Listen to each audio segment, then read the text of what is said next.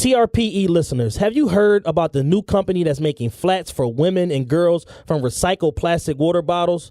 Oh, and not to mention they're insanely comfortable and stylish. Today, I give you the Rothy's brand. That's ROTHY''S. Founded by Stephen Hawthorne and Roth Martin, which were two just regular guys who wanted to give the women in their life more choices for footwear than just sneakers or flip-flops. And in a short amount of time, they have built one of the greatest and fastest growing shoe companies in the world. It's literally a real-life Cinderella story. Rothy's is an everyday flat for life for the on-the-go women and young girls. It's stylish, classic, comfortable, and comes in 4 fashionable styles: the flat, the point, the loafer, and the sneaker.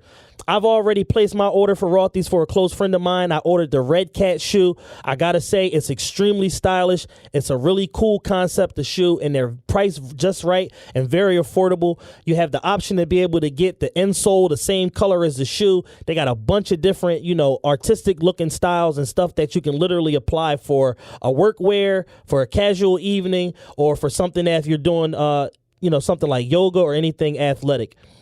Right now, Rothy's has an amazing deal for all of my listeners here on the Realest Podcast Ever. Use code REALEST, that's REALEST. Again, code REALEST, REALEST, to get free shipping with no minimum on any order that you make. You literally get free shipping and free returns and exchanges on any Rothy's shoe that you buy. Go to rothys.com, that's ROTHYS.com, and enter promo code REALEST to get your amazing shoes and free shipping from the hottest new shoe company out there, Rothy's. The realest podcast ever, realest podcast ever. Yeah. Two brothers bringing thinking on a second level. Music, sports, fashion, politics, and the streets. The best 2 hours out of every week.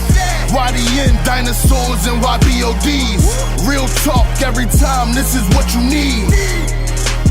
We just out here popping shit. It's your boy C. Diddy and Matt makes me sick. TRPE, TRPE, go. TRPE, TRPE, go. They know. The realest podcast ever. Woo, woo. The realest podcast ever. Jim Boomey. Oh man. That's how I am over here. Like I'm literally just in straight sleep mode. The Realest Podcast Ever. We are back, episode 80. It's your host C. Diddy. I am Matthew, man. Viral Matt. M. Dot, him hot, them not. That used to be my nickname in high school. M. Dot. M. Dot. Everybody's name was something dot around that era. I had airbrush tees with M. Dot on it. I was out of my fucking mind. So you ever look back on some of your old shenanigans? I curse Rick out all the time. Every time Thursday roll around and he decide that he want to start breaking out some throwback Thursdays with us wearing plaid pants and let me tell you how all the niggas I went to school with, they started like a group chat. Amongst everybody we went to high school with. And they try and put together a day for us to go play ball. You know what I'm saying? And it hit me reading the responses, we really 35 almost. You remember when you was 16? Yeah. Yo, y'all trying to hoop? Where y'all at? We coming down there. Right now. Now it's, yo, let's get together and run a game of ball like we used to. All right, let's shoot for May. You know, that's damn, it's February. That's off rip. Let's shoot for May. And niggas I come, I bring some food down there, you know what I'm saying? But I ain't hooping. We needed to be a comfortable 74 degrees out. The sun shining, but not too bright. You know what I mean? Got my cataracts. I ain't gonna be able to see it. It really made me think about high school. I'm like, niggas say we hooping. I'm grabbing one of my airbrushed M. tees and I'm pulling up. You know what I'm saying? Pulling up at the court with the fucking armbands as ankle bands, headbands, everything. Do-rag under the headband, all kinds of That was a horrible era for fashion. No, that was a lit. That was my favorite era. The double headband do-rag era? Yo, I got a picture, no bullshit. It's half white, half red, with a white Jordan headband with the red Jordan sign with a white and red Mecca t-shirt. I'm like, this picture is going into a museum. Like, that shit is crazy. Like, Big Papa lost files. Well, damn, when did Biggie take this pic? I'm telling you, if I post that picture, it screams 1999. Like, you get nothing else but 1999 in that picture. Shit. That was our era. You know, it's like your pop and your, like, when they start talking about the 70s or the disco era or the 80s when crack first came out, and like Gabardines and Sergio Tacchinis. Yo, for us it was, I remember like all the girls was wearing what's the jeans? It sounded like Sergio Valente. Yeah, they was wearing those jeans. Yeah. We was wearing Jabos.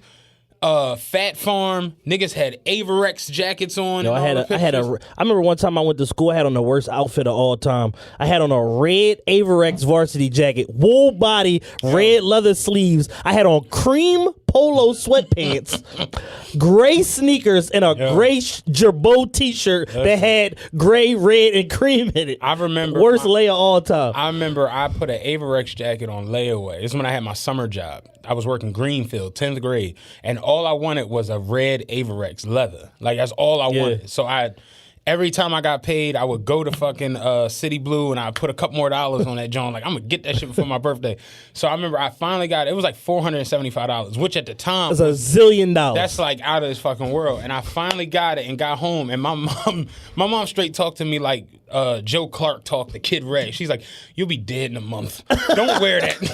Like, everybody said, you'll be dead in a year. Like, that's how my mom was. Like, they're going to kill you for this coat. I'm just like, no, I'm telling you, I ain't going. I ain't going down without a fight. No, listen, I remember I was like 12 years old. This is back when my dad, in his dope slinging days, my dad fucking running all through Southwest West Philly selling all the motherfucking dope that he could stand.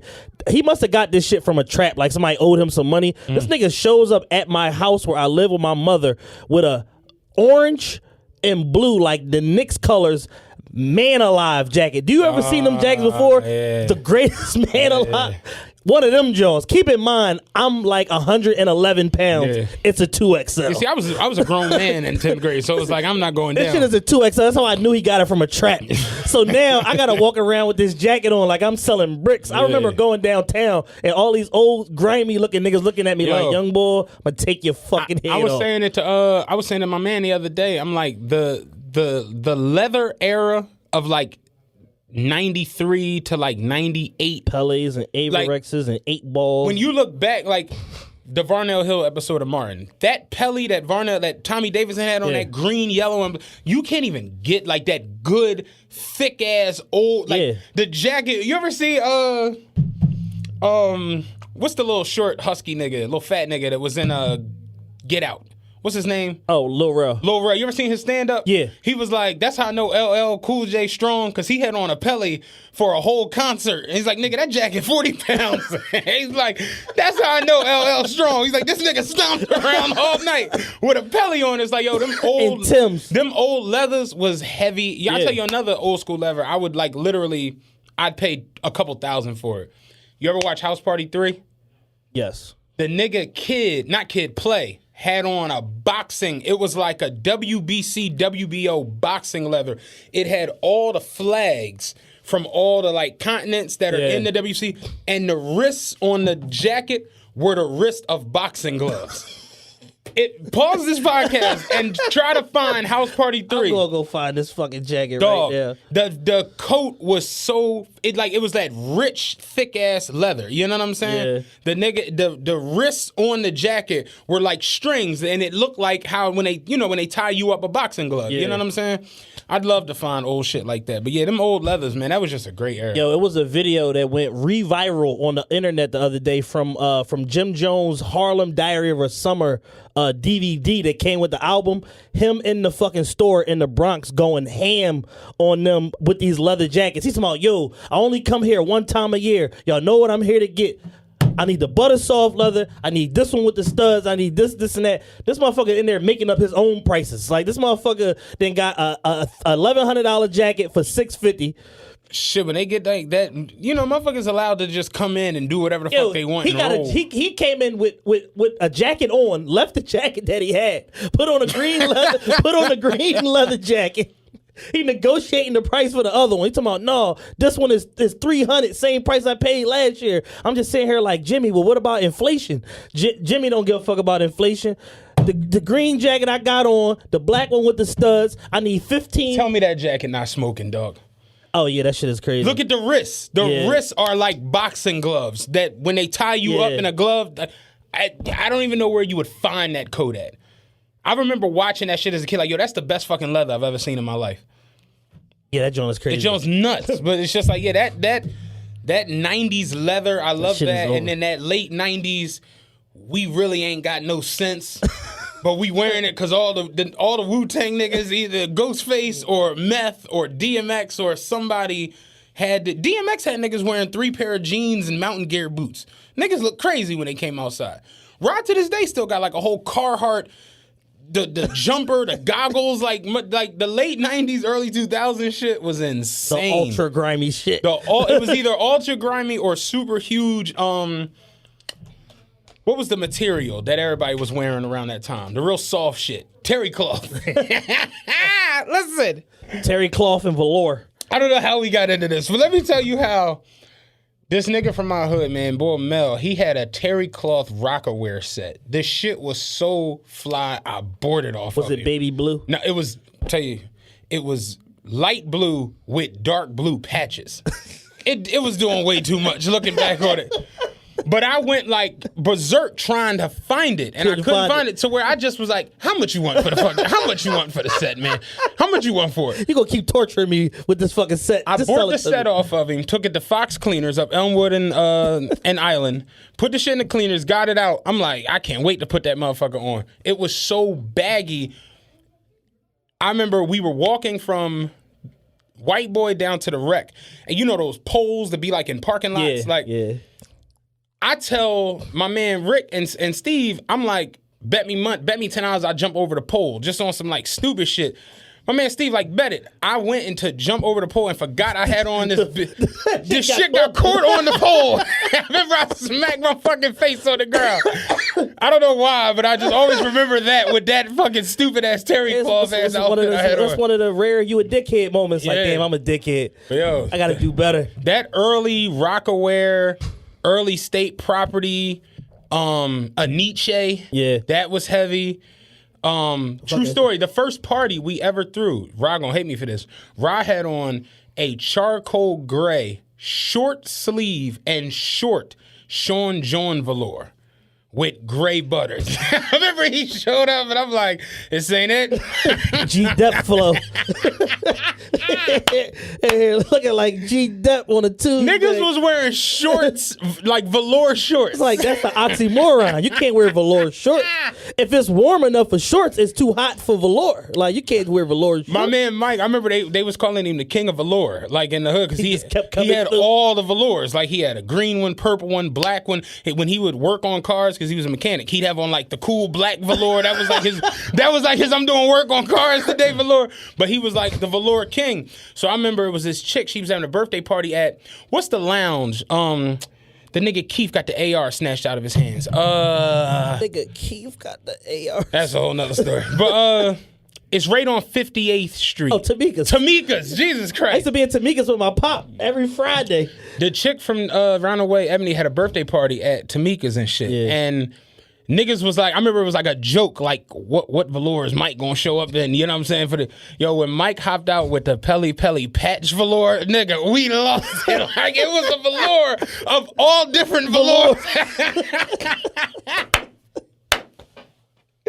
I'm like, oh, he brought out the crazy velour for this shit. It's the weekend. He went to another level. Yeah, that velour, overly baggy, ridiculous early urban street fashion where none of these niggas knew what they was doing, but they knew they was popping enough to sell you clothes. Yeah. Nelly had a clothing line. Outkast had a clothing line. Eminem had a clothing line. Eminem definitely had Shady was a clothing line. Like, everybody had the thing was, something. Back then, niggas had so much money in that early 2000s, they were just looking for shit to buy. So it's like, yo, you ain't got the Stankonia 3000. Like, no, I don't. And I won't. Real shit. Motherfuckers is really busting out out with the Outcast clothing on. Yeah. I remember I had 3 velours in my whole life. I had a tan Aniche joint with the white piping, clean joint. I had some tan chuckers. The tan suede chuckers when they first came out. I hated chuckers all the I way had around. the tan suede chuckers. I had a black Sean John joint. That shit was like heavy, like a fucking a Montclair. Yeah. That's how heavy that shit was. And I'm like 122 pounds in 10th grade wearing an XL. That joint big as shit, like a ball player XL. Can I tell you? All right, since we on it, Hold on, let me get my last one. My crown jewel of velour. All-Star Weekend 2003. I came home from college from Clark, Atlanta. I come home from college. We working at Total Sport. That weekend, I pop out with the baby blue Academics velour. Academics, what? Yo! It had the navy blue A with the orange trim around the jaw. Academics definitely was a big fucking street urban line. Yeah, Academics fucking streets up. Yeah, Dr. Denim and the net had all the forgot Academics. all about Academics, dog. You just made me think about it. My worst outfit ensemble ever. I wish I could erase this weekend from my whole life. I go to my barber. Old head Ron was cutting me at the time. I didn't like the way he cut my beard. I always had a goatee. You know, goatee back. You know what I'm saying? I had a goatee back in the day.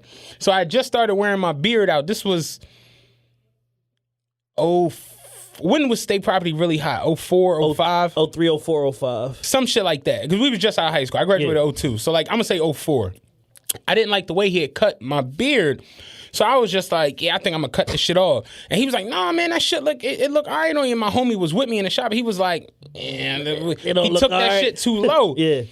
So I was like, yeah, cut the shit off. I'm going back to the goatee. My homie gasses me the fuck up. He was like, why don't you just do like the chin strap? Yeah. The New York flow. So I get the sharpest Lloyd Banks ass. I'm talking about boom, yeah, like a straight chin strap, like the thin line chin strap.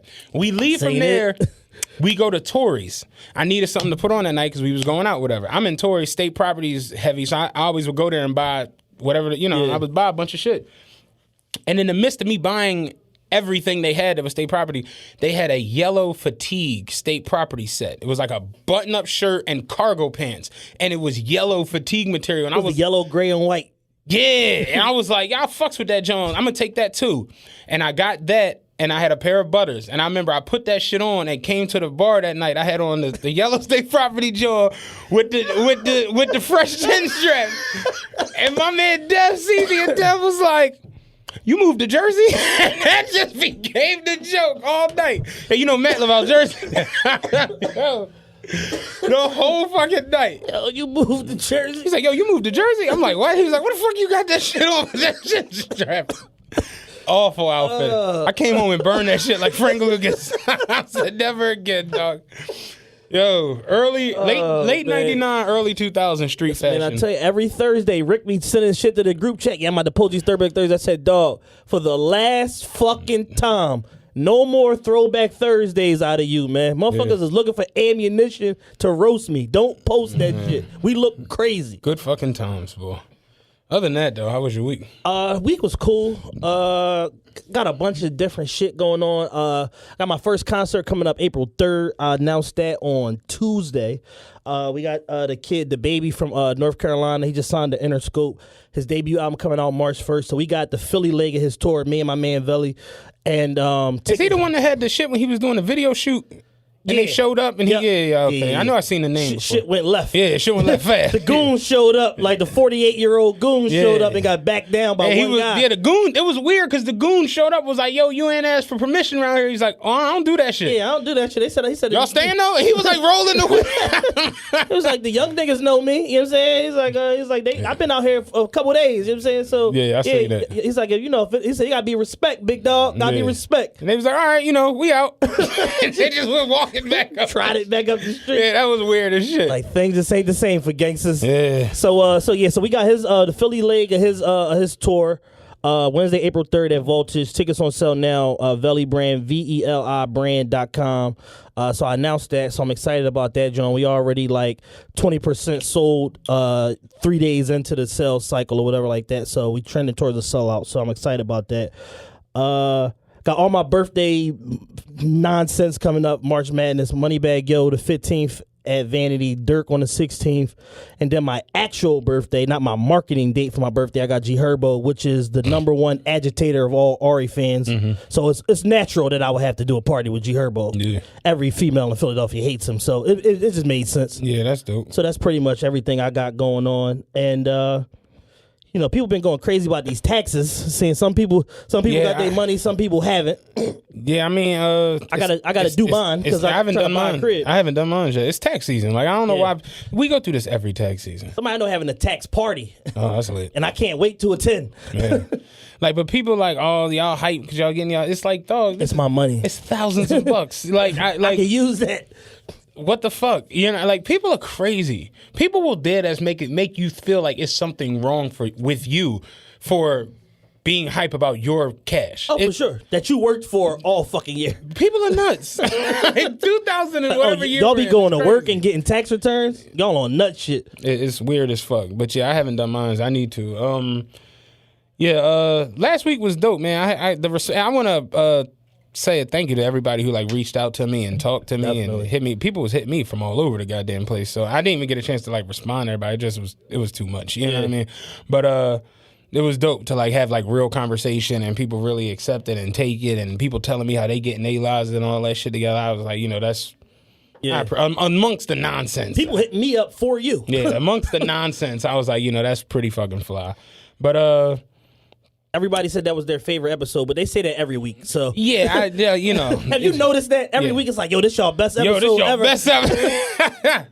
I'm gonna tell you. I'm here all week. Somebody asked me the other day. I didn't get a chance to answer because I did the questions on IG, and like I saw it just be so much. I meant to answer it though, but it's like, what's the most annoying part of the podcast? And I don't know if you experienced this, but I experienced this. People who come up to you and be like, "Yo, what's up with the podcast? How y'all doing with that shit?" But they don't listen to the podcast. So, but you know that you have a podcast. But it just be like, why do we gotta? That's one thing we've like become in society. It's like, why do we gotta be? You know, you could just not ask me this shit, and I'd be perfectly fine. But you know, people can't not have the small talk. Like they want to have something to say to you. Yeah, I guess. It's like a backhanded compliment almost. It's like fake knowledge of what you you're remember doing. when I had my DTS? Yeah, it was a nigga where every time he'd see me, yo, what's up with the DTS? How the caddy holding up? And I'd just be like, he sees me to this day and be like, you still got the caddy? How the caddy? And I'd be like, dog, I traded that shit in like 8 years ago. I'm like, why do you keep saying this shit? Because you know, if it was me, if I had the DTS, I'd still be rolling. You know what I'm saying? Fuck a card note. Yeah, man. But yeah, last week was dope, and like I said, the response I got from people was definitely fly, and I appreciate it. The main things that I've got hit up about is other people want to come on, like when we talk about doing the health episode, want to come on and share similar stories and stuff that they got going on. A couple people reached out to me. My man, one of my close homies, I don't know if you want me to say his name or not, but he actually had the surgery back in 2009. Okay, and he basically was like, yo, I kept that shit off a decade. He's like, but everything Matt was saying, I've been there. Experienced it. You overshoot your load trying to do too much and eat too much. That should have fucked you around. He's like, I definitely like experienced that whole thing. He was like, and it was dope that you told your story in exact detail the way that you did. Like I still go like, this is my first sugar-free Red Bull. I mean, and like I can like. You can feel there's not sugar in it, but at the same time, it's like the react. Like I haven't drunk this shit in so long that it's just like every day shit you just don't even think about. Like I was saying, what did I say the other day? I was like, damn, I haven't had a muffin because I bought a muffin the other day, and I'm like, I haven't had a muffin, and crazy, I ain't even like it because the sugar, like you could feel that shit on it. I just was like, I ain't fucking with this shit. You know what I mean? Like, So, but it was dope and it was cool. We got a lot more fuckery this weekend, so it's like, for sure. Before we get to the fuckery, I actually got a surprise for you. Oh Jesus. He's standing up, so I don't know what's about to happen. I got a big ass box over here because we don't have video yet, but I got a big ass box and this is for Matt. Shout out to my bro Will at Kicks USA. Oh, it's some sneaks. Yeah, he listen, he's one of our biggest supporters of the podcast. Kicks USA has sponsored the show because of Will. Will constantly listens to the show. No, it's actually not. I know it's not something that you need someone to open it up. I'm gonna put them on eBay for some shit I already got. But he heard, the podcast, heard your story and all that, and he's like, yo, I want to do something, dope for Matt for being so transparent and talking about his journey and all of that. So we have here. I should have gone live. Oh. Oh, it's the whole Meek situation, I guess. With the Puma, the Puma basketball, the All-Star edition. Oh, that's lit. Yeah, they said they saw you sitting on the wood, pause, in Charlotte before All-Star. How about it? That would have been fucking fly. That's a 14, which is like the biggest that they making right now for retail distribution. So he's like, they run a little big. You may or may not be able to fit them now with the weight loss and all that. He but gave me the whole shoe. Gave you the whole setup. It's a bunch of shit in here. It's a Puma book bag. Yeah, he gave you the whole shit. Yeah, oh man, it's an expensive ass book bag. Jesus Christ. Shout out Will. Yeah. Damn, I was just gonna snap on Will for me losing the fucking raffle the other day. That's good. That's good money. You redeemed yourself. Yeah, good stuff. All right. I'm gonna take some pictures of this shit when I get done. Yeah. Shout out Will, man. I appreciate it. I appreciate you for keeping it a secret. Yeah, no, I had to hold that all week. and the crazy part, right? I had to go to my old apartment. They had my fucking they had my old address on file. I like these motherfuckers. Yeah, they had my old address on file for Kicks USA. Because I'm part of the influencer program and all that shit. Plug. But they sent the shit to my old address. So they yo, we sent them Jones to the address on file. You gonna be able to get them Jones? I was like, I don't know. Shit, a little sketchy over here. Like, I don't know if I'm gonna be able to get them Jones. But I went. They was right in the lobby.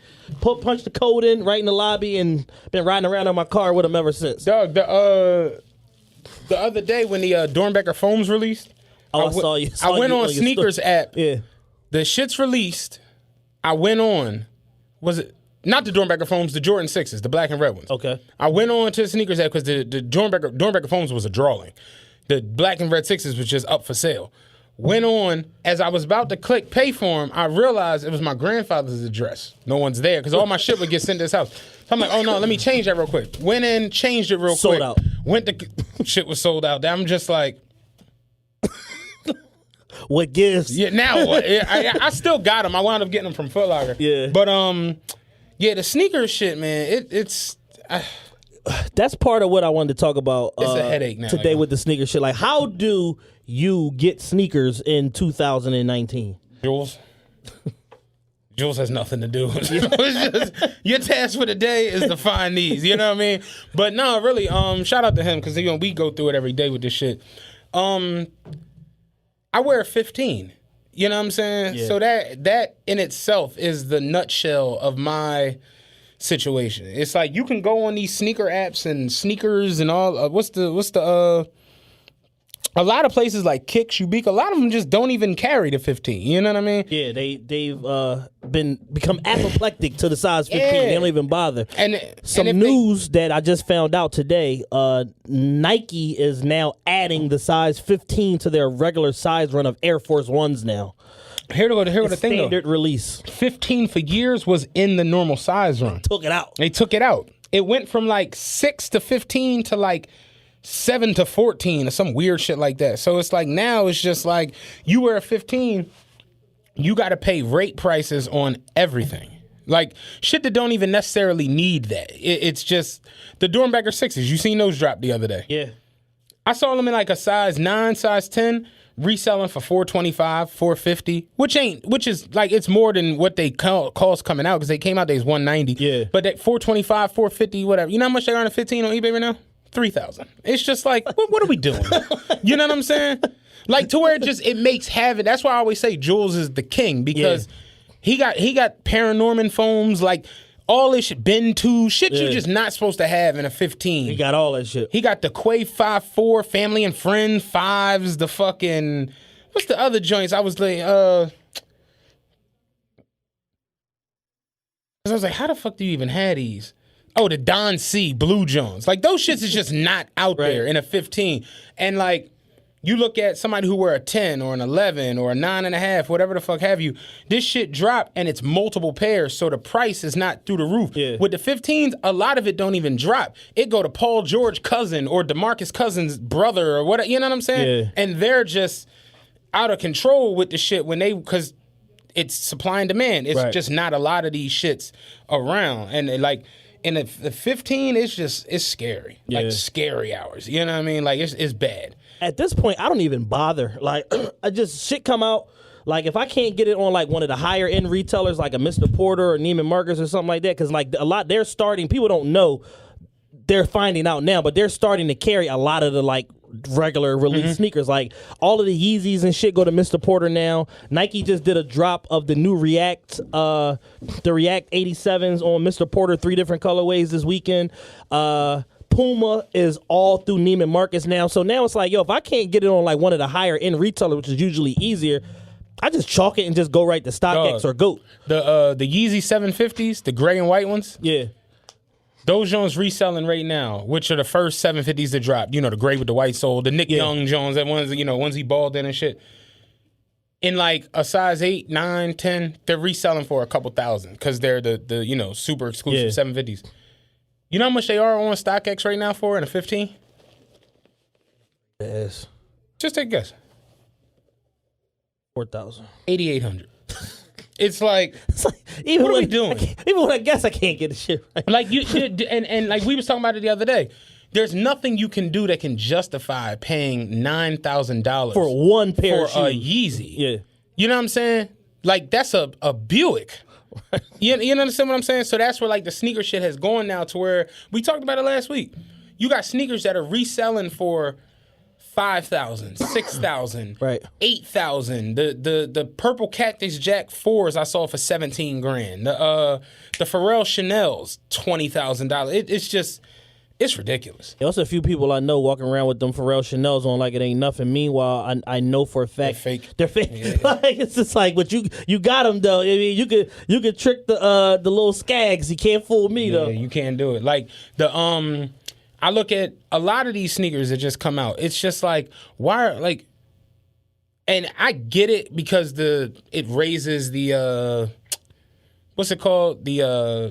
The urgency in people when they know it's not a lot of them around. It's just, you know, so people are willing to pay more money and it makes it more exclusive and this and the third. But it's just, and sometimes it's just like now with sneakers, you either got to have a crazy bag behind you or you got to stand outside for 2 or 3 days. For sure. And that's just not dope. And the sneaker shit is so crazy now to where it's like, you look at the reseller sites, like they've become like mainstream now. It's not like an underground thing no more. Like StockX has commercials on television that run every single day.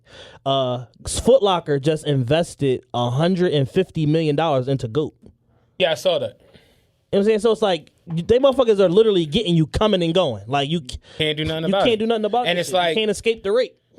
You know, it'd be certain, like we was talking about it the other day, the Yeezy, the 700s, the Wave Runners, the gray joints, they're on the Bay for $940 in a 15, but on StockX they on there right now for like $570. So it's like you'll see shit like that, and it's like $570 ain't drawing for them because they exclusive. They the first 700 Wave Runners, you know, whatever. Yeah. But at the end of the day, ain't nobody else had to pay fucking $600 for they fucking Wave Runners. Well, actually, motherfuckers paid $1,000 if you remember when they first came out. Dropped. But that's always like but story about that shit. The day that they dropped, this is the first time they launched YeezySupply.com. I see the link come across. I see a credible source repost the link. I'm like, I don't trust this. I go on the fucking site. I got the shoes in my cart. I leave. I come back 5 minutes later. They're still there. I finally go to put the order in. They sold the fuck out, and then I look and they're like, "Oh, the first Yeezy 700 Wave Runner sells out on YeezySupply.com." I'm like, "Yo, I'm a fucking asshole." I had them Jones. Like I could have got whatever pairs I wanted, and just like didn't know that this is how he was dropping the shoe. Yeah, the sneaker shit for me is like just because of what I wear, like my size. That it just. I was saying it to Joel. I'm just like, I've fallen out of love with the shit now. You know what I mean? It's like I still like I bought the black and red 6s the other day. I didn't get the Dornbecker foams or the Dornbecker 6s. I've always loved the Dornbecker 6s, so I really wanted them. But like that whole, have you ever won a raffle? Like twice. I won a raffle for when the Jordan 4 retros, the white ones came out. I won that raffle. When the University Blue foams came out recently, I won a raffle, and I won a Yeezy raffle recently. I have listen. I don't even. sneaker raffles have fucked me up for life. It's all robots. Like that's what I think. Like at least. like they do a raffle at my job every Christmas for a TV. I don't even enter that shit because it's just like I'd be like, man, don't nobody win the fucking raffle. Like I've never come even remotely close. It's like I enter the raffle. I'm up at 10 o'clock, put my shit in, boom, boom, boom. At 10:10, they promptly send me an email, nigga, no, and I'll be like, all right, well, I tried. Yo, and it's crazy just thinking about it. I'm like, yo, all the raffles I ever won was all Kicks USA raffles. I never, no others brand. Yeah, I've never won that raffle. Never. I won Kicks USA and I won 2 Kicks USA and 1 Ubique. I never won, and they are sister company. I never won a outside brand. Here goes raffle. some funny shit I could tell you. The what's the Jordans? Not the tuxedo cap and gown. What's the other patent leathers that came out? One of the off patent leathers, not the original colorways.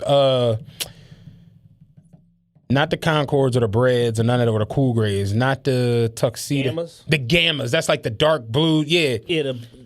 Nigga at my job was like, yo, because he entered the Kicks USA joint. Yeah. And he was like, yeah, I want them Gammas. Can you enter the raffle for me? And I was like, he asked me, he's like, you plan on entering for the Gammas? I was just like, no. And he was like, yeah, can you enter that jump for me? That way I got another. Yeah. So I was like, whatever. I did the shit for him and shit.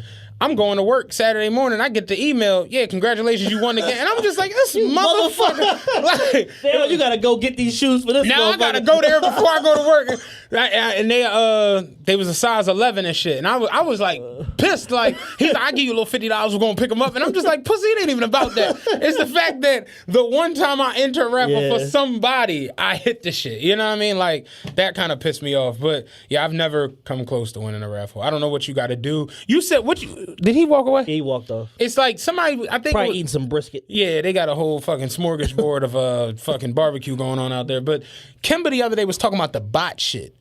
What is that? Teller could probably explain it more. Do you understand the bot shit? It's basically like all automated, like just tricking their system saying like, yeah, I'm here, I'm signed up, I'm first in line, and they just get it. So they literally just set it up like a week before even. It's this Asian boy I follow. He wins like, I think it's him doing the raffles. Like, that's how the shit. For real. Every fucking raffle that happens, he posting a got him John. Yeah. And then maybe like a week later, he'll post the actual sneaks like on some nah wasn't bullshit. And like, you know what I mean? Like, I'm talking about the Off-White 9.7s, the Serena 9.7s. Like, he wins every fucking thing. And I just be like, how? Like, that's obscene. Like, what algorithm is your homie writing on the window on some social network shit that you can get in there before everybody and get them? Yeah, and Kimber had mentioned the bot thing. And I remember Luck had said that before. And I never understood what the bot shit was. It's just my luck. That's how bad my luck is. Just my fucking luck. I'll go buy a bot and it won't work.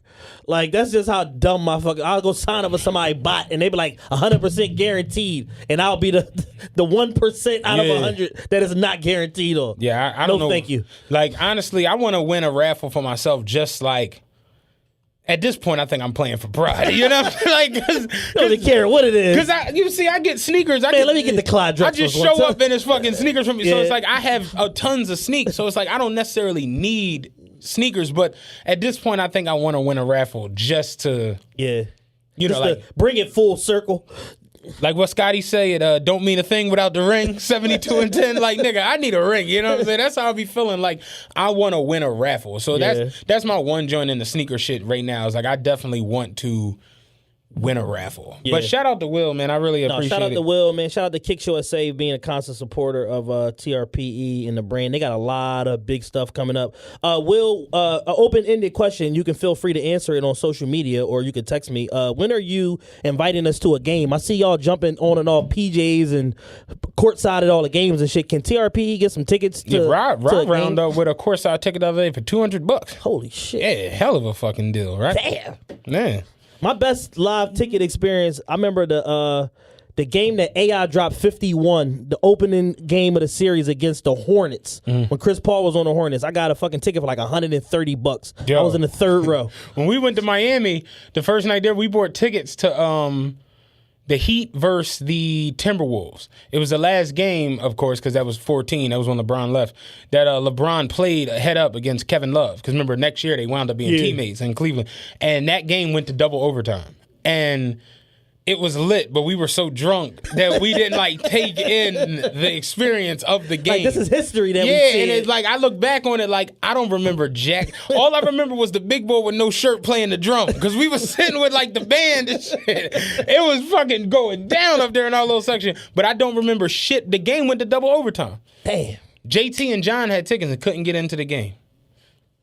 Miami, if you show up after halftime, they don't let you into the arena. Rat. So they couldn't get in because they came. Fucking Sixers game, you show up at 3 minutes left. Yeah, go ahead. Go ahead, man. Go ahead, man. You drawing, but go ahead, man. No, Miami, they will not let your ass in. Philly, you make your own rules on everything. You fucking whole row of VIP parking and say, don't turn here. You turn there, turn down the VIP row parking. Yo, big man, you got a spot for me? Man, give me a little 30, man. I'll put you up here in front. Motherfucker, put me next to somebody fucking Bentley or some shit, somebody drop head. In between a Sprinter and a drop head. Yeah, park your Nissan right here.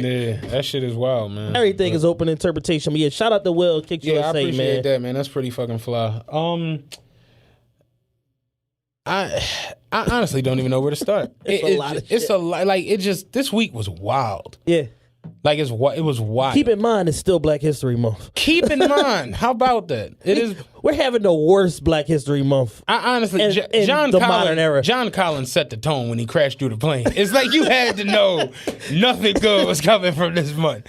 Nigga brought out the Tuskegee Airmen and then broke the plane. It's just like, all right, well, I kind of can know where Black History Month is going. So let's do this geographically today. Let's start in the state of Illinois. That's wherever the shit is going. Yeah, it's a lot of shit going on. It's Illinois, Florida, and California. It's like a lot of shit going on. Oh, real quick, you just made me think about it, yo. Florida is the craziest fucking place on earth. Like you say it all the time. The craziest people. Like, Florida is their own. It's their own everything.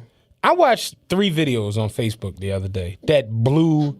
Like, when I got a nigga mind.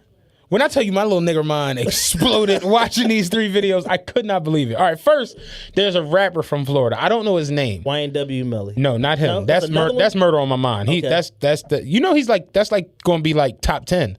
Yeah, the shit got 100 million views on YouTube. They said it's the biggest song on YouTube and it's number 1 on Apple Music. It debuted at number 60-something. And they was like, this week is projected to be a top 10. Like, he about to have a top 10 Billboard hit for smoking his homies. Like, that's crazy. But not him. It's another rapper from Florida. I don't know his name. Gets into a fight with his girlfriend. Beats her the fuck up. She called the cops. The cops show up. This nigga goes live and then has a shootout with the cops. Oh, he was a rapper? Yeah. I saw that video. I didn't know he was a rapper, though. Get in here. Get in here, bitch. Yeah. Bum, bum, bum, bum, bum, bum. Get in here. Don't take my wife. Look it up. I'm not bullshitting you.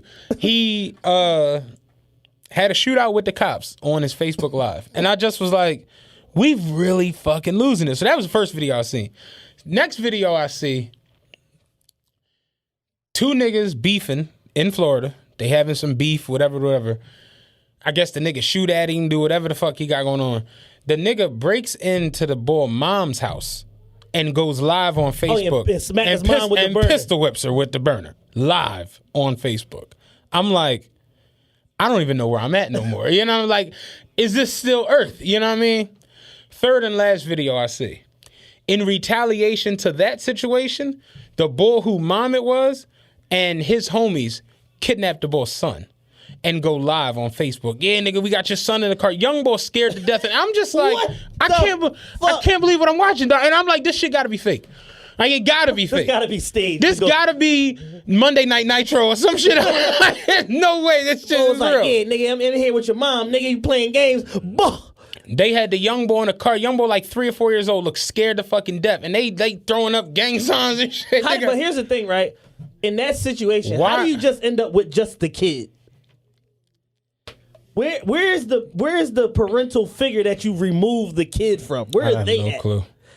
And how are y'all confident enough about this to go live? Taylor wants to say something. The rapper's Big LA. Big that LA. was shooting out at the cops. Yeah. They locked him up, charged him with attempted murder of a police officer, all this other shit. Oh, yeah, he gonna be in Antarctica with Treyway. Yeah, pretty much. That motherfucker to the same jail as Cobra Commander. I watched all these videos the other day, and I'm just like, we are losing it that much. Like, to where y'all really have decided, I'm going to just go live when some nut shit going on. I'm a further exacerbate. I'm a further the situation. Further the situation by providing video cataloged proof of my fucking nefarious activities. The word of the week is nefarious. Yeah. That anybody can capture, too. Anybody can capture, and it's cataloged in your social media history. It's crazy. It's insane. I watch these videos, and I'm just like, you want to be like, damn, like, that's fucked up, or something going, like, because, like, you want to make it like it's an isolated incident. But then you see all these other situations, and you just like, everybody, I said the other day, I'm starting to think I'm the only sane motherfucker to just wake up, go to the bathroom, shower, and then like get his day started and have breakfast. Like, I think I'm the only normal one. On a day-to-day basis, I make it a point to tell every black person I come in contact with that has their shit together, I'll be like, listen, I just need you to know sincerely. I'll be like, look at me. Me and you, we got our shit together. Matt got his shit together. A couple other people I know, their lives are together. Pastor Carl, Love, their lives are together. Once you add in Tyrone and Safiq and Man and Ra from the projects, the blacks are not to be taken serious as a whole. We're a big fucking joke. And we are on total bullshit. On the whole. On the whole. So you out there listening, TRP listeners, a lot of y'all have good sense. I talked to a lot of y'all.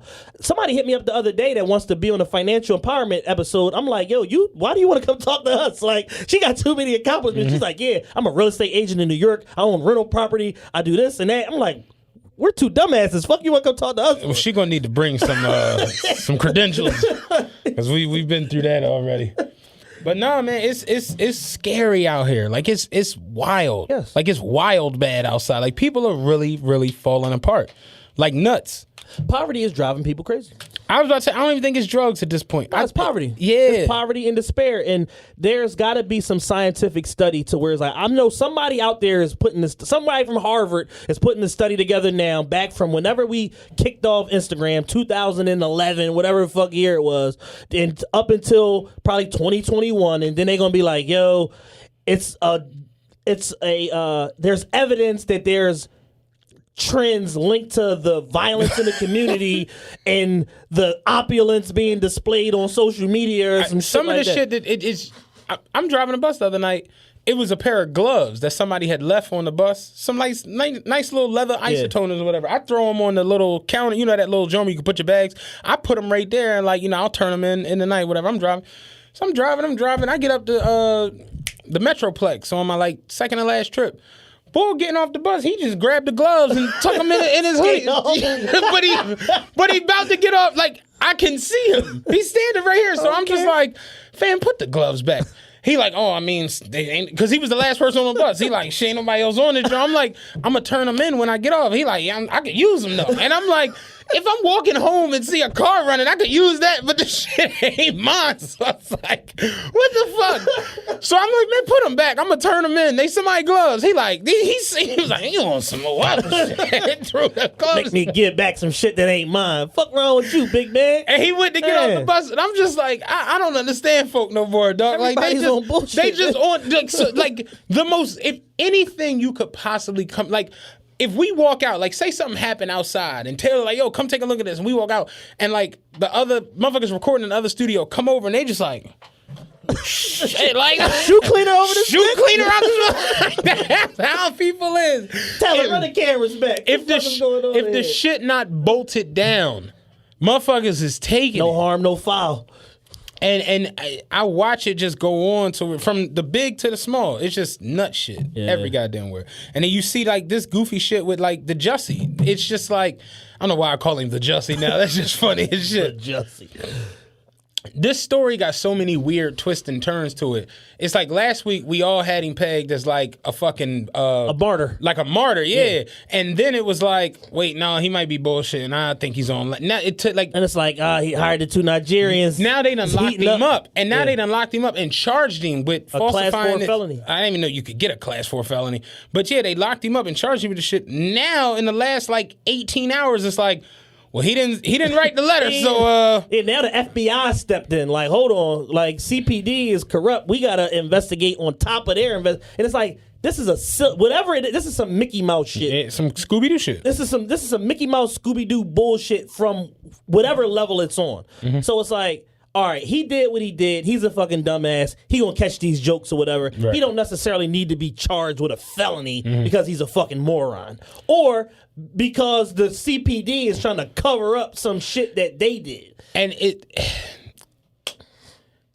I'm not gonna say he shouldn't be charged because if you make a false statement, it's just we've seen in the history of life. How many times have we seen? That's where I was about to go. Women that accuse people of rape. We've seen so many false statements, just like whatever, and throw it out the fucking window. And so I'm a way more serious. So shit. it's like if he did make this shit up.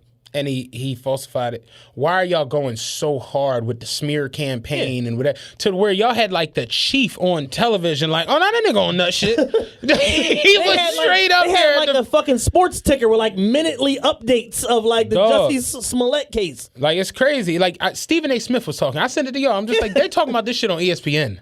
On afternoon television. Like, I couldn't believe it. So it's like, why are y'all going this hard with the smear campaign and to where you got the chief of police and all this extra shit in it if it's just a simple, oh, he lied, whatever, here go your charge, 100,000 bail, cool, we see you in 3 weeks. Yeah, get your dumb ass out of here. Yeah, like, so that's where I'm just like, I honestly, at this point, like, when I was riding here, I was thinking about, like, what I was going to say on it. Just over it. I just take me like it's like my whole thing. Me from the equation. My whole thing is just like, yo, we all we all adults or whatever that's participating in this and listening. You ever been in like a nut ass situation where it's like a group of friends or whatever, and it's some he say she say shit, and this person is saying this, and this person is saying that, and this person is swearing to God that they didn't say what this person is saying, and this person is swearing on a stack of Bibles that they didn't, and then you get them together, and then it's just chaos and a big ass argument, and you don't get nowhere, and then you be like, I'm a dickhead for entertaining you fucking idiots because I'm not getting to the bottom of what really happened. We're never going to know what really fucking happened because if it was police involved, you already know the blue wall of silence. The blue wall of silence is we don't say nothing, we don't know nothing. If he actually was on some bullshit and pulled the John, and it might have, who's to say that the Nigerians wasn't like telling him like, yo, you need to so and so and so and so. Like, who knows what the origin of all this bullshit is? Like, we don't know. Like that's where I was at. I'm just like, yo, remove me from it. Yeah, I don't care. I'm muting him like I've done all the dumb young hoes on Twitter. I'm muting the words Jussie and Smollett and all the improper spellings of it. I don't want to hear about this shit. I'm over it. Like I was just I don't know. I have nothing left. Like, we got our jokes off. He's not getting a raise on Empire.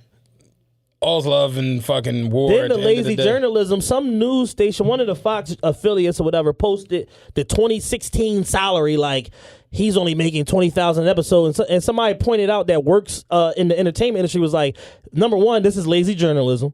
Number two, this is a 2016 number. Number three, it's been reported by Forbes that he's making at least what Terrence and Taraji were making back then, which was $125 an episode, and he may be making more because he's produced episodes. He was an EP on a couple episodes of the show, and he gets a royalty from the sale of the songs that he's done.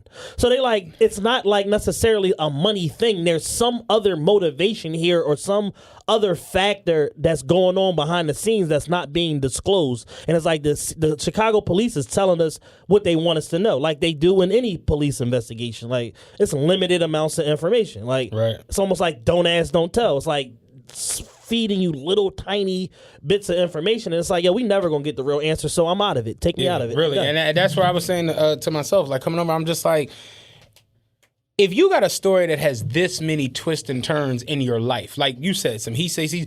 I was telling a homegirl the other day, I had a situation like that a couple years ago where it was too much, and I'm just like, because this shit ain't bringing me no money, like, it's just headache and confusion. I'm expending too much energy on this. I'm going to Sugar House, and you come bother me in there, I'm getting you taken out. I'll holler. What you got to realize in life, man, some people are so dastardly that they will overcommit to a lie. Yeah. And they will just like make themselves look stupid to keep the lie alive. And like, no, man, I'm telling you, like, it'd be 4 years later, and you like, I'm over that shit, it's cool. No, but I'm telling you, man, the bitch is lying, man. I ain't tell the bitch that you was fucking the bitch, man. I'm telling you, man. I ain't tell the bitch. I love you like a brother, dog. I didn't tell her that shit, dog. I wasn't even trying to fuck her. I was trying to fuck her cousin. I ain't tell her that shit. Like, yeah, I've been through all kinds of goofy nut shit like that, and it's just take me out of it. Exactly, and that's where I think we're gonna leave it at this. Unless something crazy come out and he wound up doing a dime, something where like I don't really want to talk about it no more. It's like if he lied or made the shit up, they got everybody. The Nigerians flipped. They flipped immediately. You know what I'm saying? The motherfuckers flipped in the car. Like, what Jeezy is tighter than to be in the middle of trial with 3 snitches? Like, your Cody snitched on you. So it's just like, they got them niggas on camera buying the shit, they bought the hats, all that bullshit. Apparently, he wrote him a check for the whole situation. Yeah, $3,500. Charles Barkley was going off about that shit. Charles Barkley said, listen, America. I actually have that if you want to hear it. Play it. Yo. Charles Barkley funny as shit for that. I was gonna go with Houston as Ernie goes over there. I was gonna talk about Ernie. What's the most ridiculous one over there that's still living that you would say has no chance of happening? Two black guys beating a black guy up. And having a black Sorry, speaking out loud. That's not on here, man. The Clippers will not make the playoffs. And What kind of hats they had on, Chuck? MAGAs. That's probably it. Okay. The Lakers will not make the playoffs. The Kings will. Law, do not write a check. You gonna break You the write law? the check Do that not what? write- Behind cash. Yo, man, you can use cash up. Hey, get cash, man. I never used the ATM. Now I heard you can only get $200 out of Charles, $500. Stop, literally. $1,000. Get certain places. You got to make a lot of stuff to the ATM. Yo, I didn't even hear that part. You got to make a lot of stops at the ATM. Charles and him was going off about that shit the other night. MAGAs. That nigga said, America, if you gonna commit crime, don't write a get check. cash. But yeah, no, so it's like the jokes flew, we got them all off. Did you see that skit that the Bull put out that was like, what happened with Jussie Smollett? Oh, yeah, I seen that shit, yeah. He's like, no, more like racist. Like, what are you doing over here, nigger? More racist. This is MAGA country. He's like, all right, now, Dev, rough me up. He's like, let me get some. Let me fight back. Yeah, it's a mess. Like, ain't nothing you could do. Like, what you gonna do? People are crazy, man. The jokes flew. If he lied, cool. And what I didn't, the most annoying part in it for me, and this is why that shit was kind of serious, because you took all these different, like we spoke about last week, you took the took the black struggle, the black gay struggle, the gay struggle, the black man struggle, you took the MAGA country struggle, you took all of these things and put it in a pot and started whipping it real fast, and it's now to where, did you see Amanda Seales the other day? She went all berries, bro. Yo, I think Amanda Seales is nice looking, pretty. I respect what she's done as far as her like longevity and being around for a while. But at certain times, respectfully, you're a dipshit. You got to shut the fuck up. You know what I mean? Because it's women like her that are just so problematic, where it's like you can't see the forest for the trees. Yeah. It's like you got this issue, but you want to compound it by blaming the entire black man race. For sure. And it's just for like, everything. the funniest video of the fucking week? Oh my God. Like, she's ridiculous, man. And she's one of those people that's like, I say all the time, it's a difference between being right and being correct. Homie posted, straight black men, nothing. Amanda Seales. God damn them! God damn them! God damn them! That's her. That's really how she be when anything happens. It's like blame black men. For It's a like, people gotta understand, man.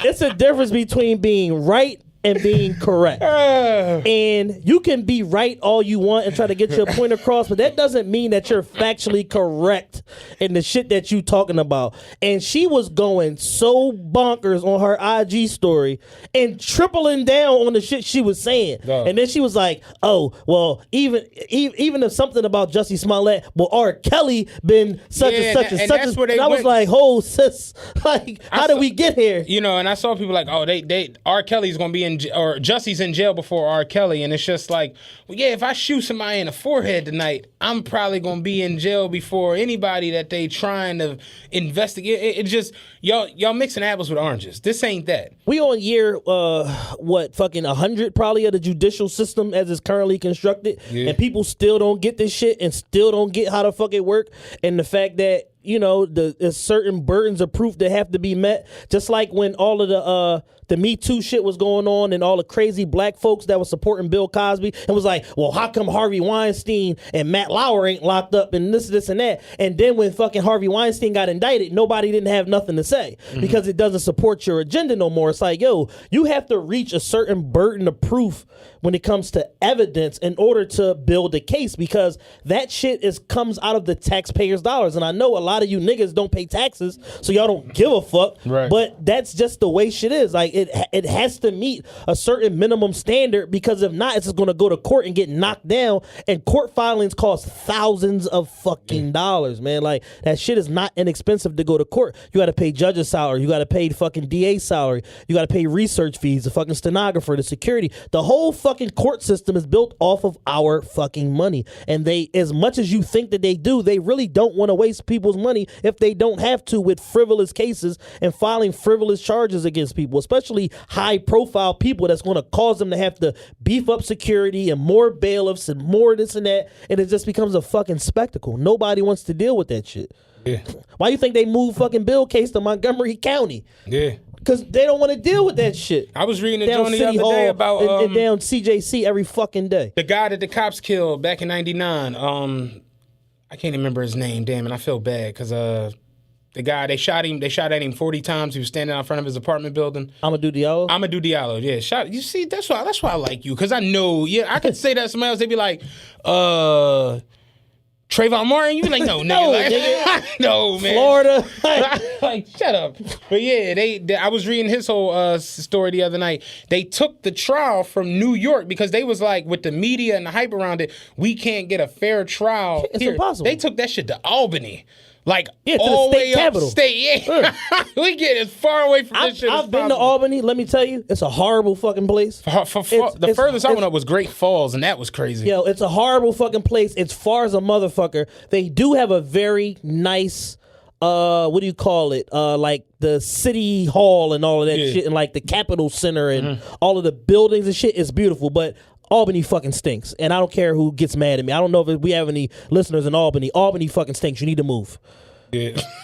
You should move. They probably know that too. Yeah, I'm sure they know. Yo, I got caught in the. Do you have Amazon Prime? I got an Amazon Prime Connect. So. Do you ever watch any of the scumbag movies on Amazon Prime, Prime Video? Yo, it's a whole series. I heard it is a lot of shit. Scumbag movies that are like Sea Level? No, like like E Level. Like E Level, Yeah.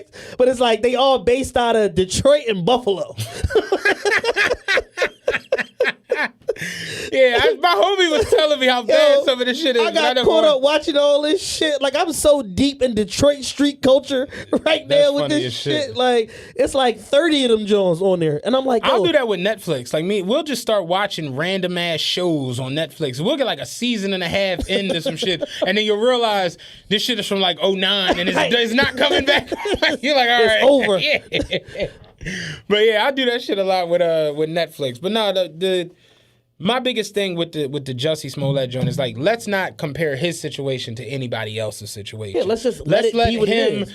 deal with whatever he got going on. If he didn't lie, if he did lie, if he did send a letter, if he didn't send a letter, if the Nigerians was in on it, they wasn't in on it. Who knows, whatever. But his situation ain't R. Kelly's situation. No. Now, Kel's got a whole new... Kel's is done. Yeah, Kel's finished. Kel's might just actually be done. They said it's 3 new videos. Dog.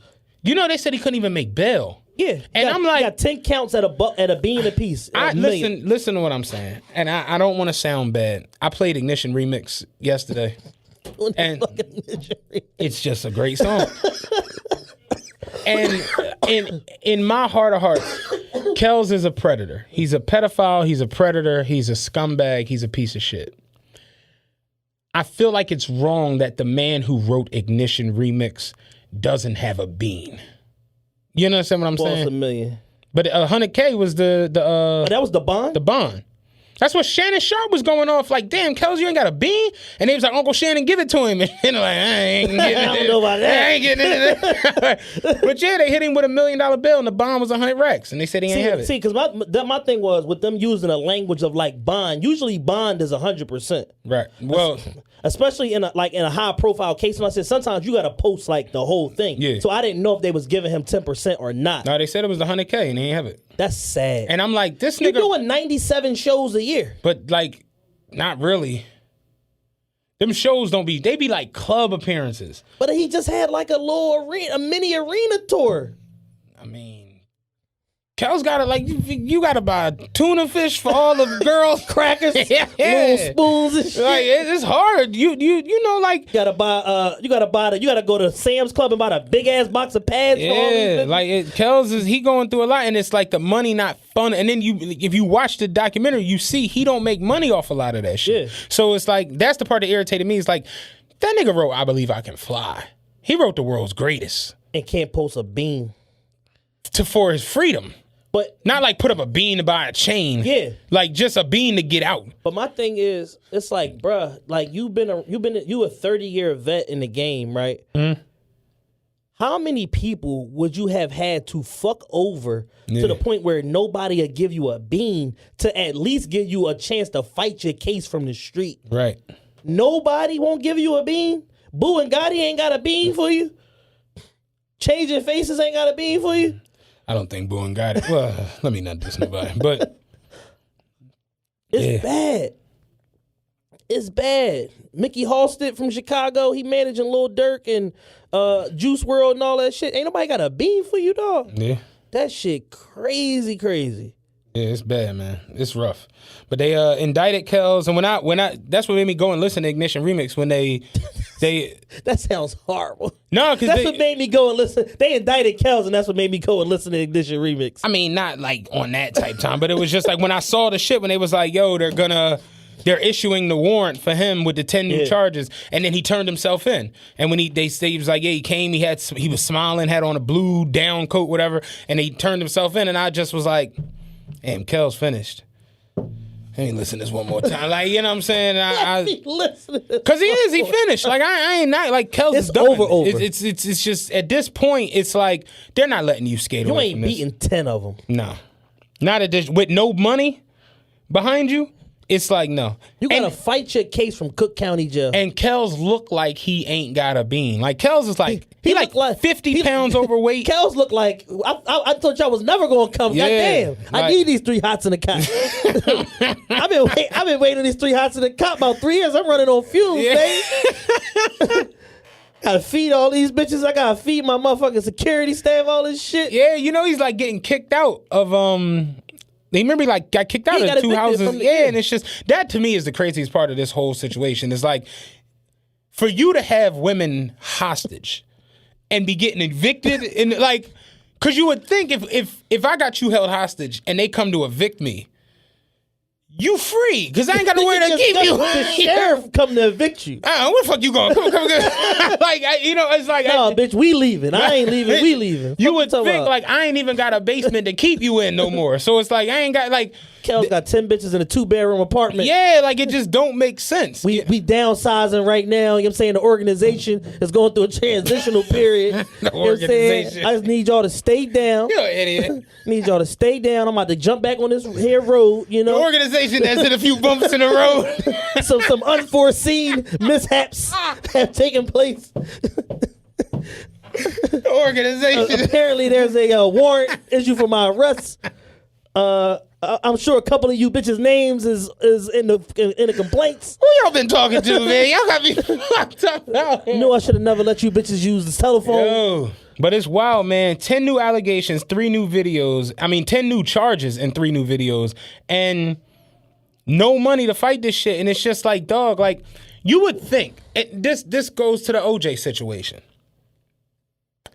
You got charged with a double murder of 2 white people in Brentwood, California. One of the most prestigious neighborhoods in the country.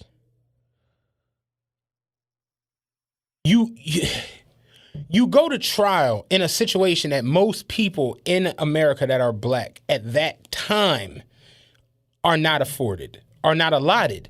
You had the money and the fucking fame to where you put together a fucking team of lawyers. A dream team. Robert Shapiro was on your dream team. Robert Shapiro was one of the best, biggest attorneys in California. Johnny Cochran, who became world famous for the whole "if it don't fit, it must have quit" situation. You had Lee Bailey on your dream team. You had Kardashian's dad on your dream team. Like you just put together shit that most black people couldn't even imagine to do to fight a homie, let alone a double homie of two white people, your ex-wife and her boyfriend. In this filthy rich neighborhood. They said he spent upwards of $6 million on fighting that. In the 90s. In the 90s. You do this. Realistically, you got off around the whole BS from the Rodney King and the fact that the jurors were like, they kind of, the prosecution, when you watch it all, like really read it, and like, you know, every juror wrote a book, and I read a couple of jurors' books. When you really read them books and listen to them transcripts, the prosecution did themselves in with the 186-day trial because they were sequestered. You think about if they sequestered you tomorrow for 180 days and you on a jury. You can't be on your phone. You can't look at TV. You can't talk to the other jurors. Yeah. You literally going to the courtroom and going back to a hotel room with nothing in it. Them motherfucking people was like, we was ready to go. So when one motherfucker gave resistance, that turned into 2. Then that turned into 3. And to where it was just like, yo, we ain't not guilty. We getting the fuck out of here. Right. That's what happened. Fuck it. They did them dirty with the Rodney King situation. Fuck it. Let him go. Let's get a niggas one. You won the trial of the century. You would think after that, you would just go sit the fuck down. Just go lay down. You out here with a pistol for some trophies. It's like, nigga, sit down. Man's got my shit at a sports memorabilia auction. And that's where the whole shit is that like irritates me the most with R. Kelly. You went through the most ridiculous, embarrassing. You got a video of you peeing on a 14-year-old girl. Somebody yelling your video, yo, Rob. Like the name in the video. You got a video engaging in underage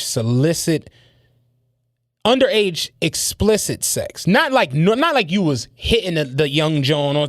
You peeing on people. Went all berries. You went all berries on tape, and it went out to the world. And you are R. Kelly. You got through that and did not go to jail for it. And then you dropped enough hits to where people was like, whatever. Because the consensus 6 months ago was Kells is the king of R&B. Yeah. Even with the nut shit. But now that this documentary that happened and it's just an ongoing thing and now you got the whole new shit. We not fucking with you, dog. Scrub you from the annals of history. It's over. What Xerxes tell Leonidas? We'll erase you from the history book. Sheer mention of you will be punishable by death. You done. You couldn't sit the fuck down after you got out. After you dropped Contagious.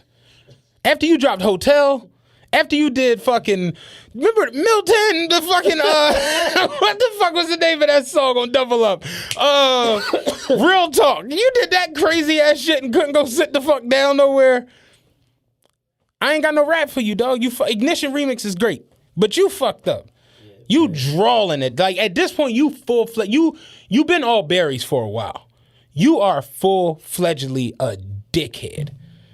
Like, I don't know if it's mental illness. I don't know if it's sickness. I don't know what the fuck it is. But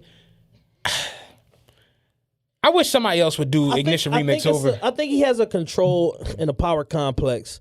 And it's a situation where because he beat the other shit, it made him feel like he was Teflon, like he could continue to just go to the well. And it's like, nah, bro, eventually that shit will catch up to you. And this is, him reaping what he sowed. He did it to himself, literally. I was just like, when it started surfacing, like they're gonna charge Kells, they're gonna hit him with indictment, 10 new charges, whatever. And then the fact that I think it was CNN said they saw the video and was like, oh, it's damning. And I'm just like how? How another video? You didn't learn your lesson about these videos? So I saw something Turn today. The tape off. A news report came out today saying that one of the videos, somebody had one of these videos for 18 years. And was basically like extorting him making him pay them every month for 18 years. Damn. And then he stopped having the financial means to pay, and now they went public with the tape. It's probably not the only case like that either. Yep. Damn. That was a close friend of his. That's wild. That's nuts. Which goes back to speaking to the point of y'all let this shit go on. Exactly. People were servicing their young daughters and nieces and cousins and shit like that to him with the... Oh, no, don't get it. And I said it, and people got mad at me. I'm like, Kels ain't the only blame in this situation. No. Because Kels can be a flat-out tyrant. Like, Pablo Escobar was a tyrant, but at the same time, he was philanthropic, and people loved him for that shit. Yeah. So it's like, yeah, we know what the fuck he doing, but... he taking care of the hood. And that's essentially what it was for Kels. We know Kels is a fucking dickhead, scumbag piece of shit. But, you know, we fucked up over here. Yeah. So, you know, and that shit goes to like a whole different issue in the black community where it's like, no matter how bad you is, if you got the power, yeah, you know, Nino Brown.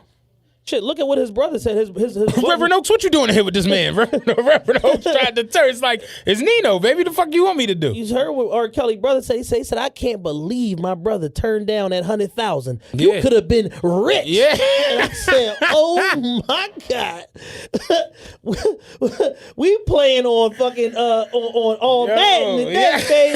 Like, all Madden. You could have been rich. Yeah. You turned down that opportunity. All you had to do was say that was you fucking the young girl. That nigga would have snorted that money in 14 business days. Fuck you talking about? He could have been rich. He could have been rich. Real shit, man. No. Motherfuckers is crazy. Crazy.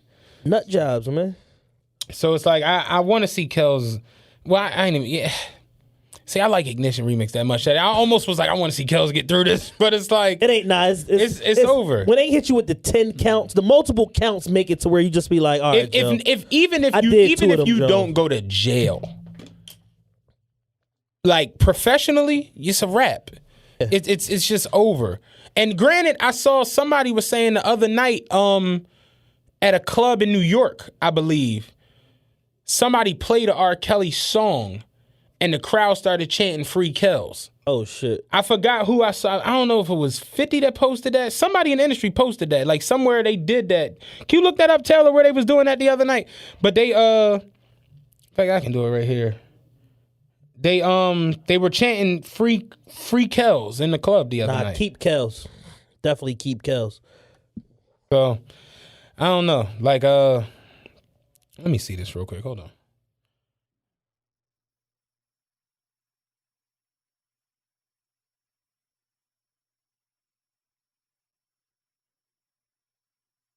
I'd have to go find it. I can't fucking find it all fucking rip. I should have fucking took screenshot it when I saw it. But it's sad to watch a motherfucker who's that gifted, that talented, just go the fuck down. Now in Robert Kraft's situation. Oh man. Robert Kraft was just on hoe time. I don't know why. Like, I get it.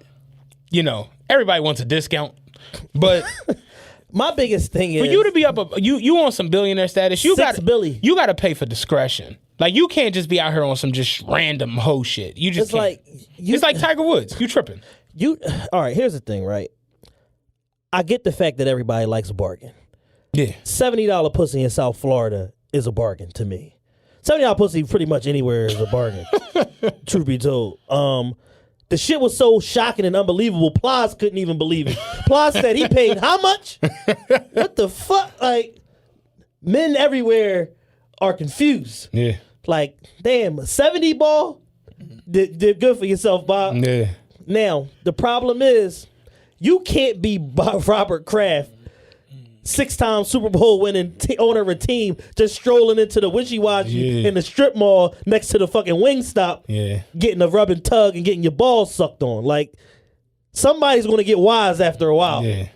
They were like, why he always show up here in the whole situation with the suit and everything? Like, oh, he owned the Patriots. The what? Like, the Patriots?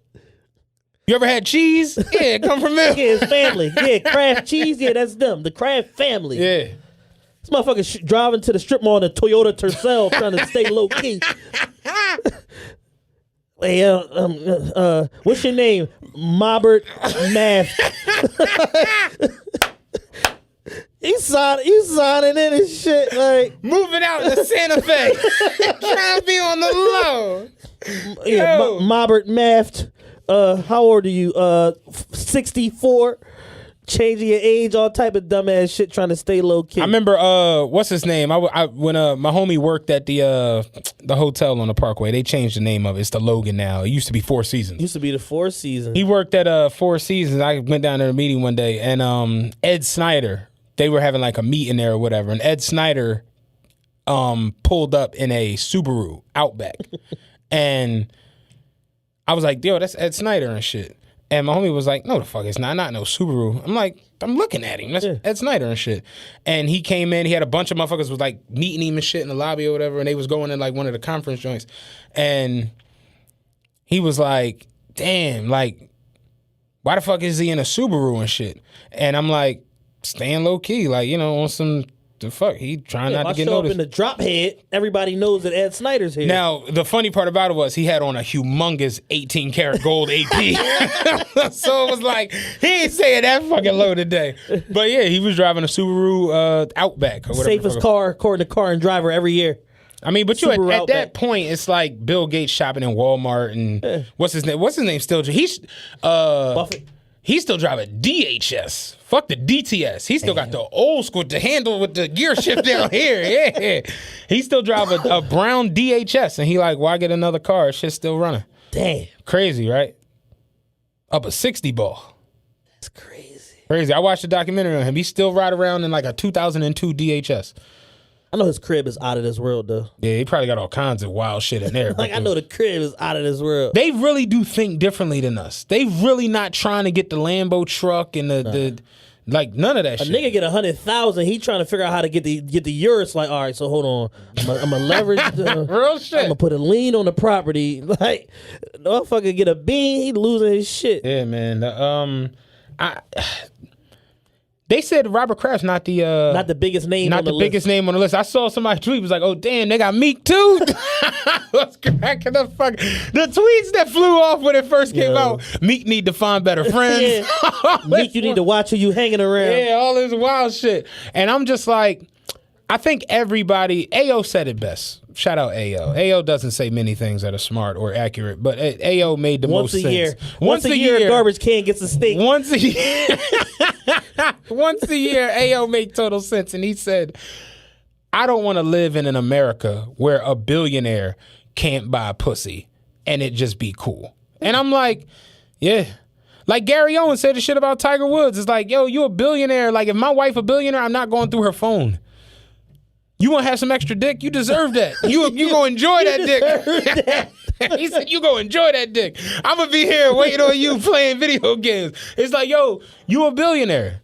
It's kind of just known. Like, Tiger left a wild voicemail. If your boyfriend who, you know, was a chef at Reddy's is cheating, you know what I'm saying? Probably should leave that motherfucker. No, I'm just saying, if he running down on a bunch of different things, you don't think Robert Kraft or Bezos, you know what I'm saying? Like, they shocked off of the whole Bezos situation. And it's just like, they said Bezos so wicked with the shit. The National Enquirer is basically who outed him. It was one of the chicks that he was smashing brother sold the pictures and in the text messages to the National Enquirer. I thought it was the boyfriend. Well, I heard a brother. I thought it was the boyfriend. It might have been a boyfriend. I heard a brother. They said the boyfriend went through the phone and saw the shit, and he was the one that outed him. And that's what, like, one of the news outlets I was watching was just like, fam, like, I love my girl. If I find out she's dealing with the richest man on the planet, shut my motherfucking goddamn mouth. Nigga. What Weezy say? Like, we bringing it home on this. Yeah. It's like, for you to go and like go out into the media and do all this watch, it's just like, you must have hollered at Bezos and he like, go ahead, I'm trying to divorce the bitch and give her $60 billion. Like, that's trying to get rid of this bitch for 4 years. That's the only thing that possibly he could have said. Like, I'm trying to give her $60 billion to get the fuck out of there. But this how gangsta Bezos is, right? He finds out who the fucking person was that received the fucking photos, the person who wrote the article, and the fucking chief of the National Enquirer put the top private investigator in the country on all of them and to dig up dirt on all of them, and he publishing they shit. Yeah, Bezos don't give a fuck. I mean, he 130 billion up and ain't got nothing but time to fuck it. Just fuck your life up. Yeah, I'm out here. You gonna need help before I need it. You definitely gonna need the help. What's up? It's crazy to think. He divorces her. She takes $63 billion. He's still the third richest person on earth. But well, she in ain't America. getting $63 billion. Huh? She ain't getting nowhere near that. She getting like 12 or some shit like that. I saw. Yeah. No, they were saying if they actually split into Oh yeah, that ain't happening. Not in a zillion years. It's not gonna happen. But I'm saying if it was to happen. Yeah. He's top 3 still in America, and he's tied with his wife, ex-wife. Right. That's crazy. That's nuts. Too much money. Kraft, I like Robert Kraft. I love Kraft. He's been real integral to the whole Meek Mill situation, and they was trying to like get at Meek, like, oh, you know, he making y'all look bad, and it's just like, not really. Like, man's just trying to get his rocks off. You know what I'm saying? I just want the Super Bowl. I just want my 6th Super Bowl as the owner of this fucking team within the last 15 years. Like, if I can't go purchase some discounted vagina next door to a Wiener Schnitzel, what the fuck is wrong with America? Real quick, since we brought up Meek, can we talk about this real quick? Because I wanted to throw this in there. It was a debate going on this week on where Meek ranks as one of the, as far as the Philadelphian rappers, Because like all the, time. The jackass Michael Rappaport jumped. Mike Rappaport, a lot of y'all don't know, he was Remy in Higher Learning. He was also, I forgot his name in Paper Soldiers, but he was fucking hilarious in there. Oh, Mike E. Mike E. He wasn't Mike O. Mike E and Mike O. Yeah. But Michael Rappaport's a New York fucking legend. He's always at the Knicks games, whatever. He made his paper and now he just fucking chill or whatever. But he came out the other day and was like, Meek is trash. He's like, I like him. I like his story. But as far as rap, he's a trash rapper. Kind of whack. He's never on beat. I saw his performance. His performance was horrible at All-Star Game, whatever. Shout out to the All-Star Game NBA for having J. Cole and Meek. That was fucking fly. Cole actually destroyed his fucking joint. I like that. But, yeah, Michael Rappaport gave his list of the top 20 MCs and had Meek at number 20 as far as Philadelphian history is concerned. So that sparked the whole outrage. And I saw people arguing the other day. I saw you going at it with people. Yeah. You argue a lot now. I don't know what your issue be. It just be corrected. Like, people are stupid. And, like, I'm not willing to let people be. Because my whole thing is, if after I give you the information on the why you're stupid and you still want to be stupid, I'm just going to block you at that point. Yeah, I can But do I'm going to give you a fair shot to be like, oh, I'm not that dumb. But it sparked the whole, like, thing, like, back and forth going on for a lot of people on where does Meek rank as far as the best Philadelphian MCs ever? Can I give my synopsis? Based off of sheer resiliency, I have changed my stance on Meek. I got Meek as the best rapper ever from Philadelphia. It's not even close. This isn't a diss to Beanie Siegel or to Will Smith, because I got them right there. Beans actually, as far as writing ability, is probably the best. Yeah. Either him or Thought. This is why I got Meek as the best rapper ever from Philadelphia. Meek was supposed to be finished. I don't mean like his career took a hit. Meek was supposed to be done. Yeah. He had the situation with his judge where he couldn't even go to the studio at one point. Like, his judge took away his travel rights, his right to go record, his right to go fucking do shows, all that shit. He got into a relationship with Nicki Minaj, who at the time was the it girl as far as urban music. It's Beyonce and then Nicki. It kind of still is Beyonce and then Nicki. Cardi's there, but Nicki globally is still Nicki Minaj. You're dating her at not her height, but she's still Nicki Minaj. She's still 100 million followers on the ground. You was on the world tour. You know what I'm saying? You was on the pink stage. Real talk. Like, it was Nicki Minaj. You're dating her. That relationship goes sour. So now you lose the Nicki Minaj affiliation to where all the barbs, all these pop people started embracing you. You were legit opening up on the Nicki Minaj world tour. You know what I'm saying? You get into a beef with every Philadelphia rapper known to man. If they was from Philly and alive, they beefed with you. Not even just the rappers, the producers, every single body, engineers. You pissed everybody off in your home city as far as that, to where everything you was doing at the time was about niggas hating on you, niggas wanting to rob you. You had all that shit in your camp with Dean, with everybody else. Yeah. You get into a beef with Drake, who is the biggest artist ever from rap music. At this point, it's just not even arguable. He's the biggest artist maybe ever. That's including Elvis, Mike, all these niggas. Drake has just shattered shit that just none of these other people have. You lose the battle to him, and you're the battle rapper. He says, now you're getting bodied by the singing nigga. In the rap, he calls you Twitter fingers, and the Twitter fingers line hit so hard that you couldn't even tweet.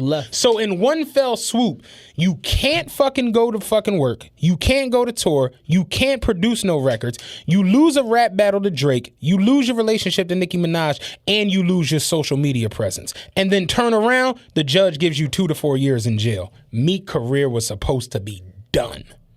For you to get past all of that shit, come back with wins and losses, then DC4, get back on the road. DC4 was first. DC4 was first. Do DC4, then do wins and losses, which is arguably a fucking classic, if we want to keep it a bean. You do a great album in wins and losses. You squash the shit with Drake. You get back on the road. Now you're touring, selling out arenas, doing your own shows. You got your whole fucking... The Ethica deal, the Puma deal, you're like Rock Nation's biggest fucking artist. The Monster deal. Then you go and drop Championships, which is clearly your best album to date. Championships is fucking phenomenal. And then you make the Forbes list for making $15 million a year while you was going through all the legal shit. Now you're on Ellen. Now you're all over the fucking TV with Jay-Z, Michael Rubin, Robert Kraft. You're on Jimmy Fallon. At this point, I just think off of that alone, because the fact that Meek was supposed to be finished and the way you've come back and just locked it all up, I got him. And then you're doing it. You're not doing it on some, you switched gears like, oh, well, I'm going to go do media shit like Joe Buttons, or I'm going to go make an ass out of myself on Love and Hip Hop like Stevie J. You did it with the rap. Yeah. Meek the best rapper from Philly, dog. Yeah, I mean, I would. And I said the other day, motherfuckers like I told Black, I'm like, y'all arguing with 40-year-old niggas that sneak on the bus and women that are members of car clubs and shit. Like, yo, you're not gonna get through to them because they come from that era where it's like, I was saying it the other day, and this ain't a knock to Beans. Beans got extremely lucky because Beans wasn't trying to be a rapper. And when he got in, Beans didn't necessarily take the gift that he had and the opportunity he had and ran. Basically what it was Jay-Z and Dame. They knew, all right, we're the cool fly niggas. We're the niggas that all the hoes want to fuck and all the niggas want to kind of be like on some get money flossy shit. But we not really holding no like bust you over your head power. Like the MOPs, the Jada Kisses and Styles. Like we don't have that. We need that. Beans was a fucking lightning rod where it's like, oh no, Beans will really shoot you in your fucking face. Like it's lit. Yeah. To the point where all of that energy that was going for Sauce Money, for Bleak, for all these other people, it shifted right to Beans. Immediately. To the point where Beans had a clothing line, a label, movies, every fucking thing he wanted because, nigga, you it. And I said it around like, I don't think Beans was the power or the mastermind behind any of that. I think it was just Dame and them like, yo, we got enough energy with you on this shit. Let's do a clothing line. Let's do this. Yeah. And Beans was like, all right, fuck it. Damon had all the ideas. Damon Dash is one of the probably 3 or 4 most brilliant people that ever came from hip hop. And he literally had all the fucking ideas. And it's like, yo, Beans was able to benefit from having an impresario like Dame in his corner. And even somebody like Biggs, who behind the scenes was doing like a ton of shit and ideas and world building and shit like that for them and all of that behind the scenes. And because of that, Beans was able to do the most with the least out of any rapper in the history of the game. He achieved more than any gold rapper in history other than probably like fucking Redman or somebody like that. So where it's like, yo, you literally have everything at your fucking footsteps. But because of that, because so much shit was given to you so fast, you took it for granted and you still wanted to be the street nigga. And you still wanted to be Beanie Mac as opposed to Beanie Siegel. And you went out here and your actions consistently showed that you didn't appreciate the position that you was in. You jumping over fucking tables and shit like that on the Hard Knock Life tour. You shoot a nigga the night before the biggest show of your career at your hometown. The fucking, what was the Sprite tour? Rock the Mic tour. All of the other fucking shit, you're not paying your fucking taxes. 94 different motherfuckers from around the city is driving your cars and getting in the shootouts and shit. I realized, like, just like I said it yesterday, you get in that position where you get to be around Jay and Dame and all these different people, you got to learn from these niggas, and you got to be able to like, yo, this is like, people just don't get this. And I was saying it to Rod last night. We were sitting in the sports book watching the game, and I just was like, yo, I don't really get down with Hove, the rapper, like after like 2006, the rap shit, I don't really care for. I love Jigga. You know, we all know that. But the person that Hove is, he might be one of my favorite people ever because consistently this nigga puts his money where his mouth is. Every time. And you could just tell he a live nigga when it come down to it.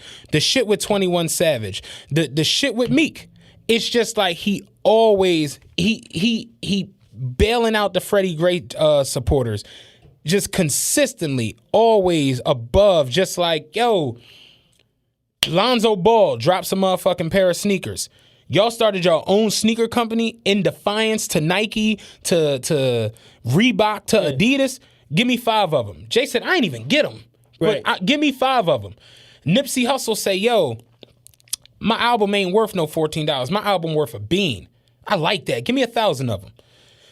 Because he all for knowing your worth and going to get yours. Yeah. That's all. He don't fuck with the NCAA. Nigga, Lonzo started a JBL league. Oh, shit, that's fucking dope. I support it. You know what I'm saying? He one of them dudes through and through. So I like that type of shit. And for you to be like that nigga and get around him, you like Meek, you in a position now where you can really, really like, fuck 15 and you could really haul off and make $40-45 million. It's there for you. It's there for you. Yeah. Like you talk all the time. You fit now that J. Cole hasn't washed up in 4 months, you have it's yours. The Jay-Z mold. J. Cole was it. But Yeah. J. Cole, like, I'm not bathing, fuck all that extra shit. I'm cool. Like, hip-hop has always been dominated by the young, fly, flashy street guy. Right. Like, always. There's always been that figure to where it's like, yeah, no, so-and-so dope, but we fucking with this nigga. Yeah. Just like when Nas made the transition from Illmatic Nas to It Was Written Nas, it was a whole nother fucking world that opened up to him because he made more digestible music. Right. And he made shit that the clubs could fuck with, the streets could fuck with, and the girls could fuck with. And that's where it's like with Beans. When Beans came out with like the first album, The Truth, which is a fucking classic, you heard songs like, what was the joint he did with Eve? Remember Them Days? Remember Them Days, and then Mac and Brad with Scarface and all that. You just like, God damn, this young nigga you can hitting rap. every base. He angry as fuck. Yeah. But when he got with State Property and they had the movie and then they dropped Rock the Mic, it's like, yo, Beans might be a superstar on the low. Had Beans took it and like got himself into shape, put lotion on, you know, not sip syrup every day. Not want to beat everybody up. You never know where he could have ran with it. But now you could see Meek come out, yeah, dog, all that lean shit, no, we can't be doing that because that shit had me tripping. Like, we bugging. We ain't fucking with that. Off of that. Yeah. Now Meek, you see him, he like the flyest nigga out there. What's you say his stylist name is? Fatima. Killing it. Tearing it the fuck up. And it's like he has the opportunity now to where he can go, because now that Jay is like removed from it, there is no one there. Jay's not anybody's competition anymore. So anybody trying to compete with Jay is competing with a ghost because Drake is on another level. Jay is not present in the game. He pops in and do his little shit here and there. Yeah. I'm doing an album with my wife just so we can go tour and go get another 160. The album ain't even a thing. It's us going to get go get another 160 on the road because Jay figured out that tour shit 12 years ago. And he realized the only way to stay at the top of this fucking Forbes list is to sell this motherfucking liquor and to get on this road and go get this fucking bread. Because selling albums ain't it. And he realized that shit before anybody did. That's why he took the Live Nation deal. They just released the numbers. You said it since you're going on the road. They just released the numbers for Drake and Migos' Aubrey and the Three Amigos tour. And like I suspected, it was going to do crazy numbers. Yeah. The biggest tour in hip-hop history was Drake and Future Summer 16. They did 83 million, followed by Jay and Kanye's Watch the Throne tour, did 79 million. Aubrey and the Three Amigos tour did $102 million. They said on average they did $1.9 million a night. Yeah. And I'm just like, God damn. Keep in mind, they were doing some cities 3, 4, 5, 7 times. They did 9 shows in California. Yeah. 9 in California, 7 in New York, and 6 in Texas. Crazy. And you still average 1.9 a night, 2 million a night. So when you hear Drake say, I get $2 million a pop and that's standard for me, Like, yeah, he's not capping. This nigga's living his raps, though. Yeah, he's not capping. And this is why, when they asked Jimmy Iovine, if you were still in the music business, who would you work with? He said, I would give Drake and Future the Prince whatever the fuck they want and just let them run my company, and I would just kick my feet up because I wouldn't have to worry about anything. He said, bar none, these are the two smartest people in the entire music industry, excluding nobody. And I think it's insane that we just came off a year where you had people canceling tours, canceling legs of tours, canceling whole tours, canceling shows left and right, that Drake, who they was like, oh, it's finished for the whole Pusher shit, went out here and put up the biggest tour in hip-hop history, knocking his own tour out of there. Yeah. Like the 5 biggest tours in hip-hop history, outside of Jay and Kanye, the other 4 are all Drake tours. Yeah, Drake versus Lil Wayne. Drake versus Lil Wayne, Summer 16, what was the joint he did when he did the Take Care? I forgot the name of it. I definitely don't remember the name of the tour. It's got like a real you gonna make me. It wasn't Club Paradise. No, it wasn't that. That was the first tour. Yeah, that was the first. That was before he even dropped Thank Me Later. Yeah. But that tour just now is the biggest tour, like knocking Summer 16 out of there by $20 million. And I'm just like, that shit is incredible, Yeah, dog. Like, because inflation Paradise. No, that was the first. That was the first one. Yo, I think that was the one for that album, though. Take Care. No, that was for Thank Me Later album. What was the next tour he did after Club Paradise? Just look up Drake tours, it should pop up. But just to show how much hip hop has changed in the last 10 years, Drake initial tour, the fucking Club Paradise tour, right? Would you like a tour? Say it again. Would you like a Would tour? you like it tour? There you go. I couldn't think of the name. His supporting acts on the Club Paradise tour was Waka Flocka, who had no hands and hard in the paint and all of that shit. Meek Mill and ASAP fucking Rocky. Right. What'd he say? And they were doing 1,000-person venues. Yeah. They did a TLA. Oh, they did Susquehanna Bank Park. Yeah. What was the John? Remember he said, when I hit the road and they said take an R&B nigga, I said no, give me Kendrick and Rocky. I tried to make the right decisions with the world watching. Like, take Trey Songz. Nah, I'm gonna take ASAP. Yeah. Like, all right. Shit turns out to be a monster tour. Yeah. So I just thought that was dope. Like in this era where everybody's getting fucked off when it comes to the tour shit and rap. Not outside of rap. Outside of rap, fucking they showed the numbers for like the Rolling Stones and U2, Beyonce. They all the pop shit did crazy. Beyonce shit did like 3 something. Yeah, they do because they're doing literally like Manchester United Soccerville. You know, Beyonce and Jay-Z toured did like 3 something, and I'm just like, what the fuck? How? The Beyonce joint we went to was at the Link, and it was raining, and it was literally Beyonce and Khaled. The Link is 65,000 when they play football. Like, so when you put the seats on the floor and all that shit, it's like damn near 80, like 77. That motherfucker in the rain it was her and Khaled. It wasn't nobody else. It was her. Khaled came out for like a half hour and did this shit for a half hour, and then B came out, and it was a great fucking show. But yeah, I thought that was interesting. That like, damn, like I knew they was going to do good numbers. Yeah. I didn't think they was going to smash. And if you Summer remember, 16. the beginning of that tour was rocky. They had to push back some shows and reschedule some shows, whatever. Because they moved the Atlanta show to the end. Because remember, it was supposed to end in Toronto. Yeah. They had to like cancel the Atlanta joint and do it at the end. Yeah. But because they had to get the, you know what I'm saying? But then when you see the production and you like, holy shit, then you understand why, you know what I'm saying?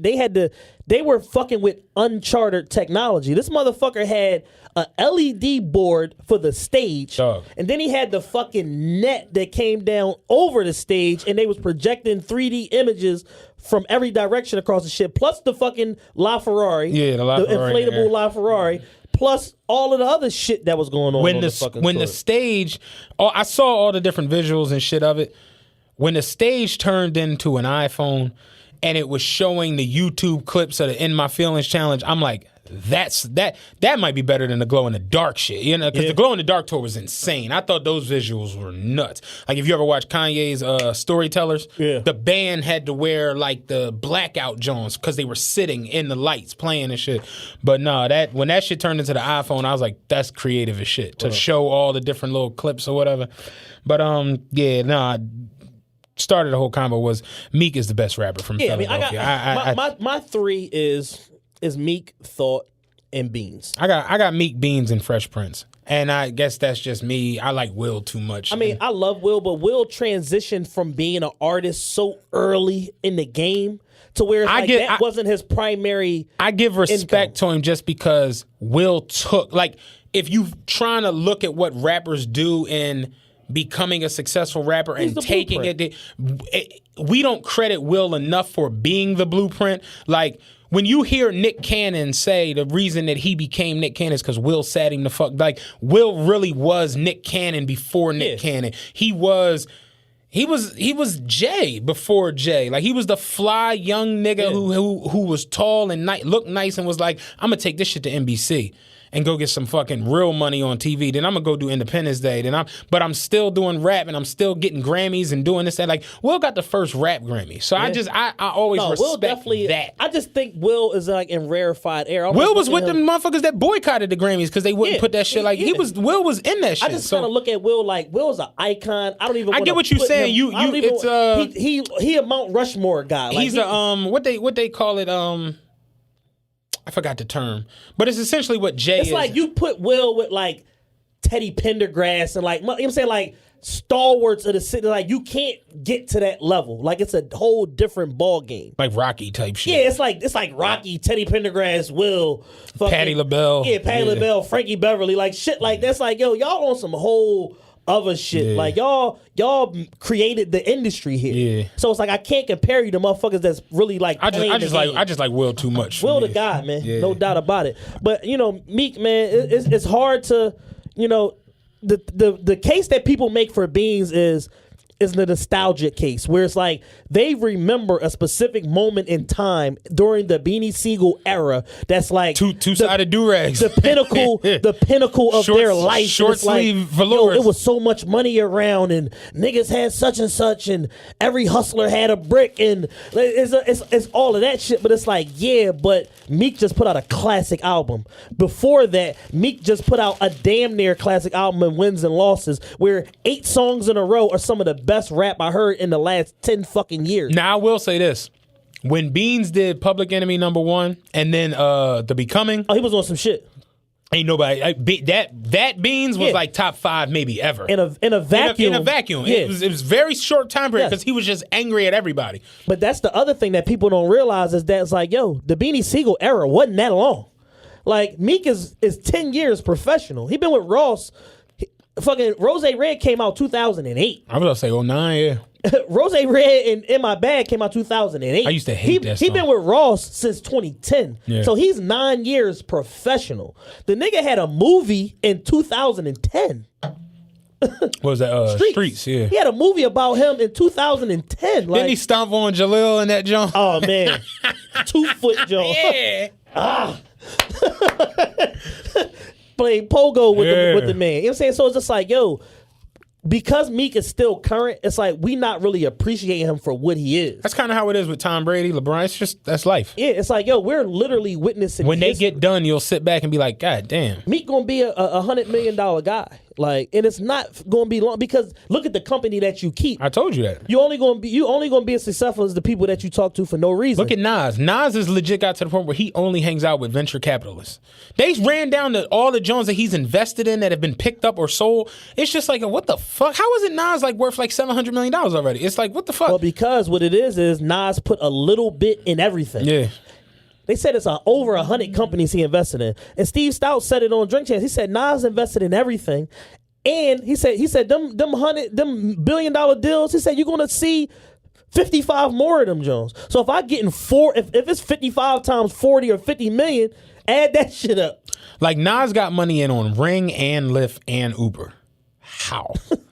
I'd have liked to just get $20 in on these shit motherfuckers. I take my little non-sacks for everything. But yeah, he really got money on all of it. He got in on everything. But we got a couple more joints, man. Which way do you want to go? We got the Burberry nonsense.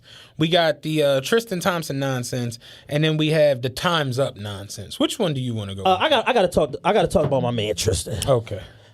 This topic is very near and dear to my heart because just from a personal standpoint, I've never seen anybody in history work so hard at getting dumped and just continue to fail. his fucking mission. Dog. No matter what he does, this woman finds a way to forgive him for it. And he obviously wants out of the fucking relationship. There was a headline that came out the other day that said Tristan really, quote unquote, doesn't care if him and Chloe get back together. And I'm like, well, duh, motherfucker. Like, he done smashed everything moving. Did you hear about the party at Jordan Clarkson's house on Valentine's Day? I didn't hear about that. Bruh. So apparently on Valentine's Day, Jordan Clarkson, who's his teammate on the Cleveland Cavaliers, and apparently an NBA Hall of Famer now that I'm getting this information, he had a party at his house in LA that was quote unquote singles only. What the fuck is Tristan doing there? And it was basically like 4 guys and like 15 women, and it was like a fuck a Valentine's Day party or whatever, and Jordan Clarkson is hosting the party with a shirt that says "No Wife." Oh shit! That says "No Wife," and they have photos of Tristan in a group of him and 7 women at one point, him with 2 other chicks at another point in the night, and they said that at one point he went into the room, like a closed door room, with 2 of the women or whatever, 2 or 3 of the girls or whatever like that. And it's alleged that he had a threesome with the girls or whatever. But Black Sports Online got the shit and was talking about it. And I'm just like, yo, the man is literally going out of his way to end this relationship. Like, he's like, please dump me. Just leave me alone. That's funny as shit. And she will not leave him alone. I didn't know anything. My favorite tweet of the whole joint was, I was trying to find it, was you know how people put the captions for what somebody said? Yeah. It was Chloe saying, listen, I understand you cheated, but I'm willing to give you another shot. And then it was Ghost. I know, fuck! I couldn't stop laughing off for that shit. My favorite one was Chloe. Oh yeah, no, I definitely think we could work this out. And it was Tristan was the Boosie John. Oh, come on now, dog. Come on, man. Come on, man. Come on now, dog. Yo, my homie said it the other day. Was like, yo, when your girl snapping off and you like, damn, I'm finally about to get rid of her, and then she like, look, I had a chance to think about it. You like, shit. Should have just fucked 2 more bitches, man. I'd be out of this Yo, shit. I'm willing to give you another shot. Yo, I know. Fuck. Women of the universe, y'all are entirely too forgiving, man. Sometimes men be self-sabotaging, man, and y'all just will not let go. We had this whole big ass discussion the other day, and it was all different parts and all these different things getting debated. But the thing that the girls were saying was, why is it that there's a double standard in the relationship and cheating? Men can cheat. Well, not can cheat, but a man will cheat 25 times, and it's just like, oh, whatever. But if a woman cheats once, then he's like, oh, I'm done with her, bitch cheat or whatever. Gotta go. And they were like, why is it like that? And I'm like, honestly, men ain't stupid. You know what I'm saying? It's like, we dumb, but we ain't stupid. Women are geniuses. They're brilliant. They're smart. They are the smartest people on the planet. But when it comes to like giving up the whole and like dealing with that, they get nuts. Women, it's so bad out here that women literally go for anything. Yes. Anything. I said it on Twitter. I've seen men. What's his name that's locked up? He had a big tweet about that shit back in the day. Like, niggas with like 6th grade education spinning chicks, and it just be like, dog, like, it's real. Yeah, I had a tweet about that recently. I said, I've seen men with 4th grade educations run circles around women who have doctorates all the time. It's nuts. I want better for y'all, and y'all don't want better for your goddamn selves. Yeah. My homie, he's a barber in Atlanta. He's retarded. Like, I'm sure if they tested him, they would be like, yes, you have a 3rd grade education. You are retarded. But guess what? He know how to talk. He know how to present himself. The nigga can't even dress. He just tall and know how to talk, and he be fucking scamming these women out of pussy left and right. Shit is wild. He showed me this chick LinkedIn page. He LinkedIn pimping. He's a fucking barber. He showed me this chick LinkedIn page. I'm like, yeah, she the CFO of this motherfucking company. She makes $740,000 a year. He LinkedIn pimping. She co-signed for a Benz truck for him. I'm just like, bro, this is all bad, man. Well, He's a celebrity barber that don't even cut hair. Like he one of them barbers like on the episode of ATL where he like take you on tour and all that shit. Come on, man, I know you hungry, man. Let's go get something to eat, man. My bitch cooked. He one of them barbers. It's like, dog, when do you make money if you always on tour like with one client at a time for 5 hours? I was saying the other day, I'm like, you ever hear women say shit like, I don't care what he do because I know where he laying his head at. Yeah. You'll never hear a man like, I don't care what she do out here. She coming home to me. It's just not ever. Don't work like that. It's just never. And I was telling him like, it's like the Monique situation. I didn't make the game. Yeah. I didn't create the rules to like life. Y'all, I was telling him y'all have an Adam and Eve issue. So that, you know what I'm saying? Like, because there's nothing that we could change. It's like you can't change a double standard or society or how things, it's just nothing we could do about it. I more so tell you all the time, as a woman, think about it. It's like there are women out here who maneuver like, I'm going to do whatever the fuck I want. Yeah. The whole Lori Harvey situation, I'm fucking Future, I'm fucking Trey Songz, I'm fucking, and it's like, it's girls, it's like, yes, girl, do your thing. And it's just like, you kind of got to be ready, though, for the backlash of it. I was just having this conversation within the last 2 weeks. I was talking to a female friend of mine, and I was basically telling her, I said, the difference between men and women is, men are whores and get called whores and all that shit, and women be whores and get called whores and all that shit. The difference between men and women is we don't give a fuck. Call us all the names you want. Don't care. Still beat though. Like, we don't give a fuck. A woman will argue you down tooth to nail about her right to fuck whoever she wants because she doesn't want to accept the label that society stamped on that type of behavior 100 fucking years ago. Right. Meanwhile, y'all call men whores and sluts and problematic and all this shit, and men don't care. You know what we do? We just keep on trucking. Keep on trucking, keep on fucking. We don't care. So it's like women like Amber Rose have been fighting for their right to be a hoe for the last 5 years. Mm-hmm. Why are you putting so much energy into your right to suck random dicks and not feel like I'm going to have a stigma or something attached to me? You can do whatever you want. The whole thing is you got to wear it and you got to embrace it. Yeah. And that's the problem. Like, women will argue you down, fight you, like, want to stab you because you call them a name, the same name that they call men that do the same shit that they're doing, but they don't want to be labeled for it because they just want to live their best life or grow up or go through their whole phase or whatever the fuck they want to call it. And it's like, nah, it's not how that shit works because me and Matt didn't make these rules. Taylor didn't make these rules. These rules existed long before we got here. And y'all trying to basically do the equivalent of like fighting City Hall. And everybody knows you can't fight City Hall. Yeah, but it was just a conversation that went on the other day, like between a bunch of us. And I just was like, that conversation is a tornado. It just that's what I was like. It literally no resolution literally got to the point where like I had to like break up a fight. Then I was in the middle of like a little it was too many moving parts. It goes nowhere. And I just was like, tomorrow's gonna be Tuesday. It's gonna be tomorrow's gonna be Tuesday. It's gonna be the same. It's never good. It's like they ended slavery, but the effects of it are still in the people. Yeah. Then they put what's the amendment they put in the 13th. The 13th. It was they ended slavery, abolished it. But then they put in the 13th Amendment. Everybody is free except when you're in prison. Yeah. And they treat you like what? A fucking slave. And then they open the prisons. But I don't know. It was just something that went on and on and on. I want to end on the Burberry shit, but let's get this Time's Up shit out the way. Yeah. I don't know what to think about Irv. I've said it already. You see shit and it almost be like so comical. That it's like poetic justice. It's no way this is like real, but then you see it and it's just like no, it's really real. Time's Up CEO. What is her name? I saw it the other day because she used to be the president of the WNBA. I forgot her name.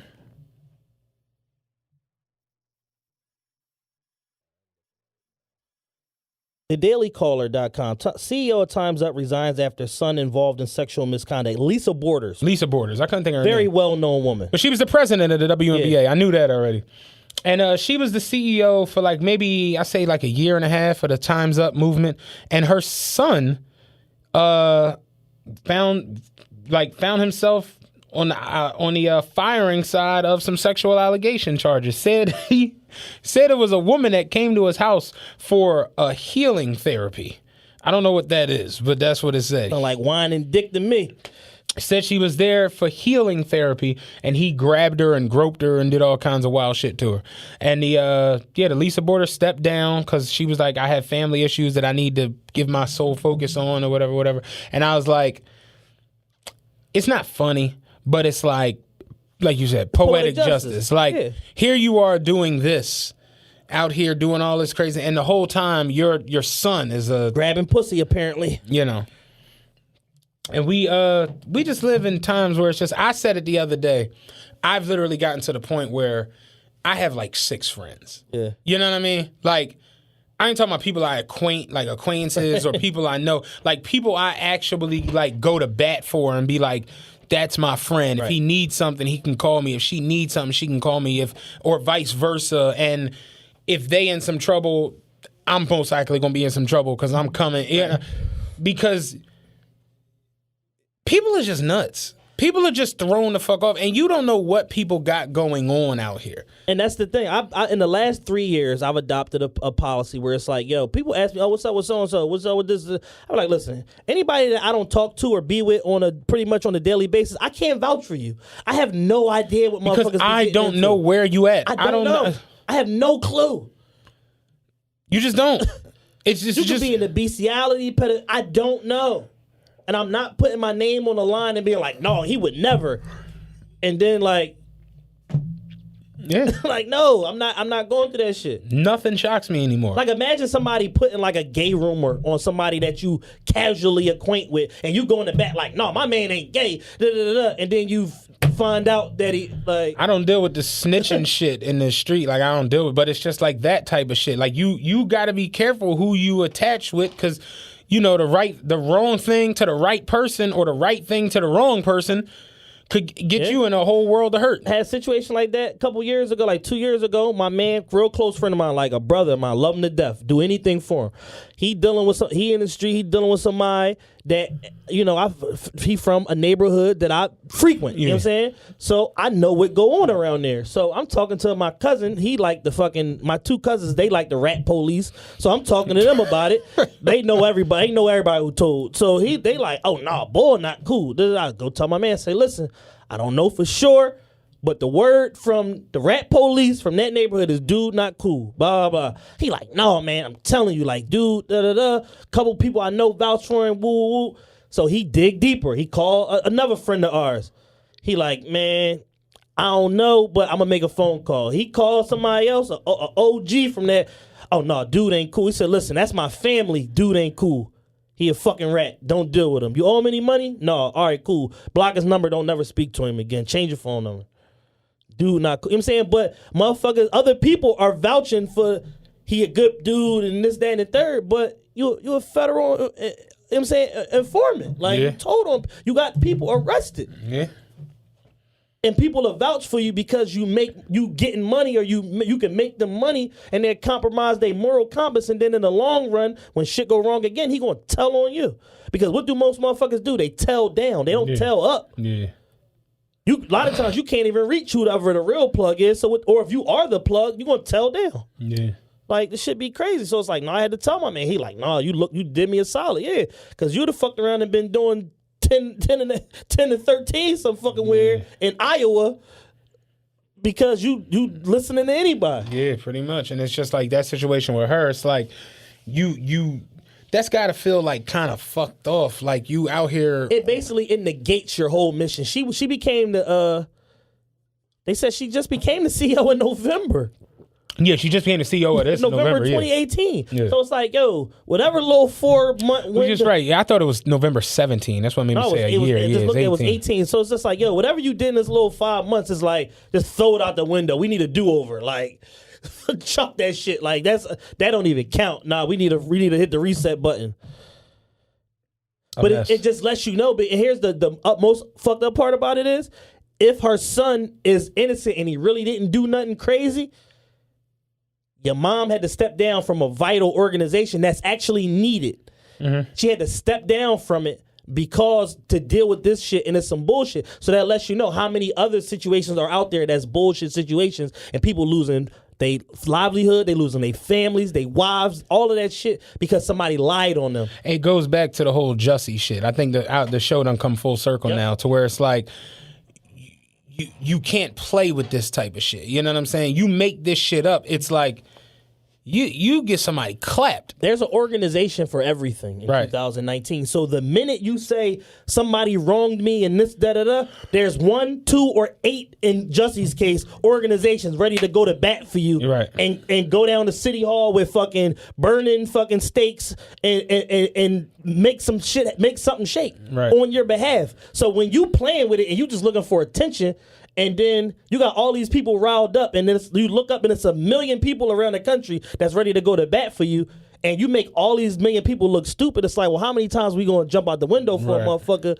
without having to really vet this information? Because they just taking it on face value. The person who was really attacked or really sexually assaulted or whatever, they don't even want to come forward. Or when they do come forward, people are like, I ain't fucking with that shit. We done dealt this already. You know?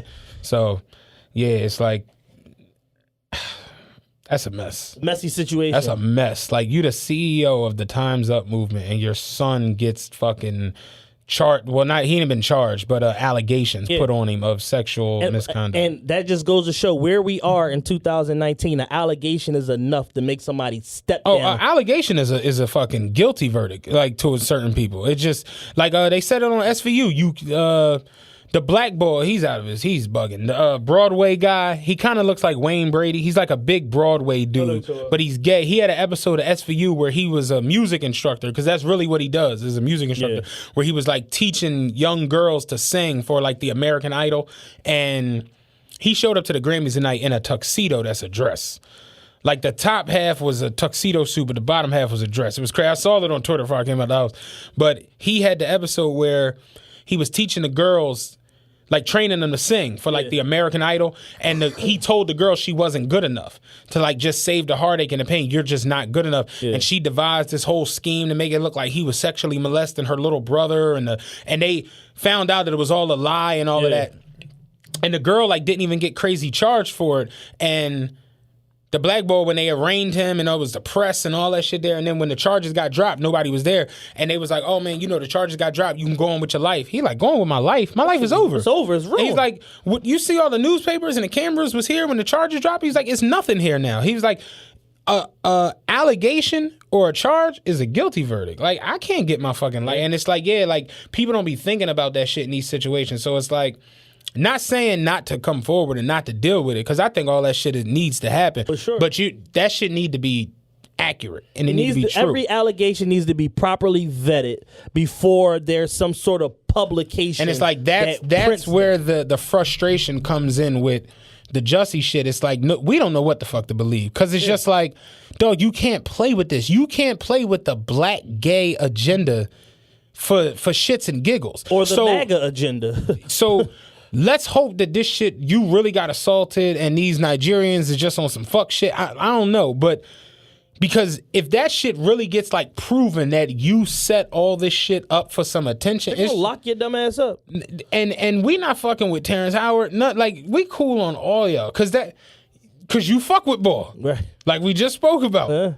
Cool on all y'all. Y'all can take Empire off the fucking TV if this shit is fake. Talk that shit. Like, we cool on all y'all. So, I don't know. Since we talking about it, my last thing I want to talk about today, we talking about people outrage and people going to bat. In wake of the whole Gucci situation, Burberry pulled one of the greatest hold my beer moments I've ever seen. Stepped it up a notch. The Gucci shit, we spoke about it here pretty much real deep and extensively.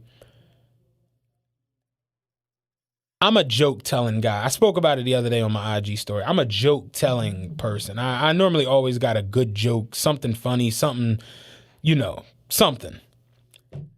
I can't make a joke out of it. Yeah, no. That's how ridiculous this shit is. It's a noose.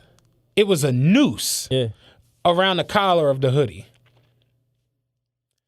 There's literally there's no way you can see that and not be like, this is drawing this shit. It's like, and it come down to like we talked about with the Gucci shit, where it's like, yo, it's no form of like diversity control or quality control to be like that. Nobody in the room is willing to be like, that's a bad idea. Like it's either y'all don't have a room or y'all are saying, let's just do some wild shit to get some attention. Because that's what I think is. How much money left in the marketing budget? Not much. All right, cool. Let's no, do some crazy I ain't even shit. saying going. What I'm saying is they looking at it like, yo, we don't have like instead of paying for the marketing, let's just do some crazy shit and see if motherfuckers latch on to it and talk about it. Go out and get the outrage, and then try to profit off the other end. Like I don't know, because I don't even know if that shit will work. But it's at this point, the Gucci shit was drawing.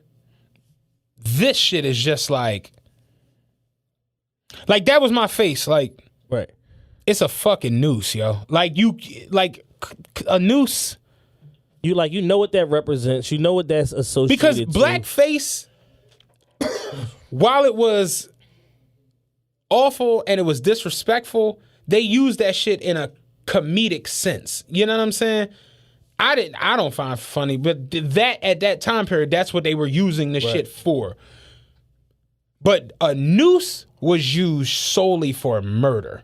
Like if a noose, sole purpose. I've never seen just like a spare noose that just, you know what I'm saying? Like somebody got a noose hooked to the car. Like never. It's a noose come out, somebody going up on a tree. That's what it's associated with for like everything and everybody. So I don't even understand how you would put that on a piece of clothing and be like, that's some fashion. Then, to take it a step further, y'all dickheads come out with a statement where y'all didn't even talk about the horrific shit that went on in black life with the noose. Y'all talked about suicide.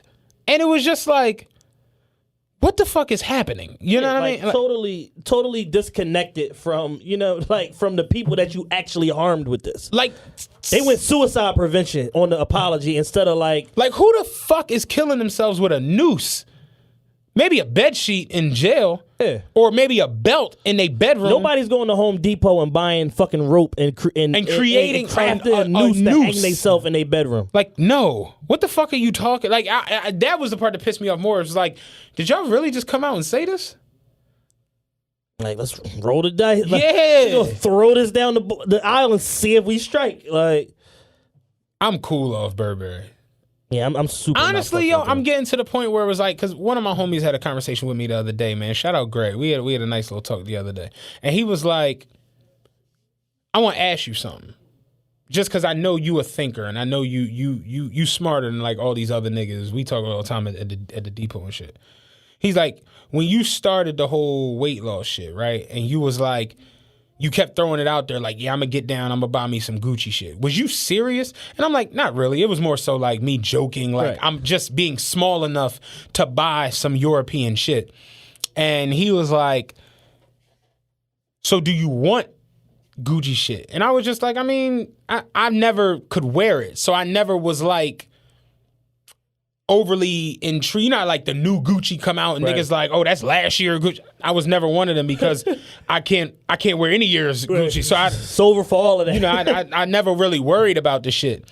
But I was like, I was gonna buy a Gucci shirt just on some, I'm small enough to fit a Italian design shirt. Yeah. Like I just never could fit the shit. So it was more so like me aiming towards a goal in my weight loss shit. I wasn't really like, I'm trying to be with drip. I ain't got no drip. That shit, you like Love said the other day, that shit is in you. It's not how much your clothes cost or what you buy. It's just, I'm not a stylish person. I tell you that. I Love all the time be like, yo, you so corny. I'll be like, yeah, man.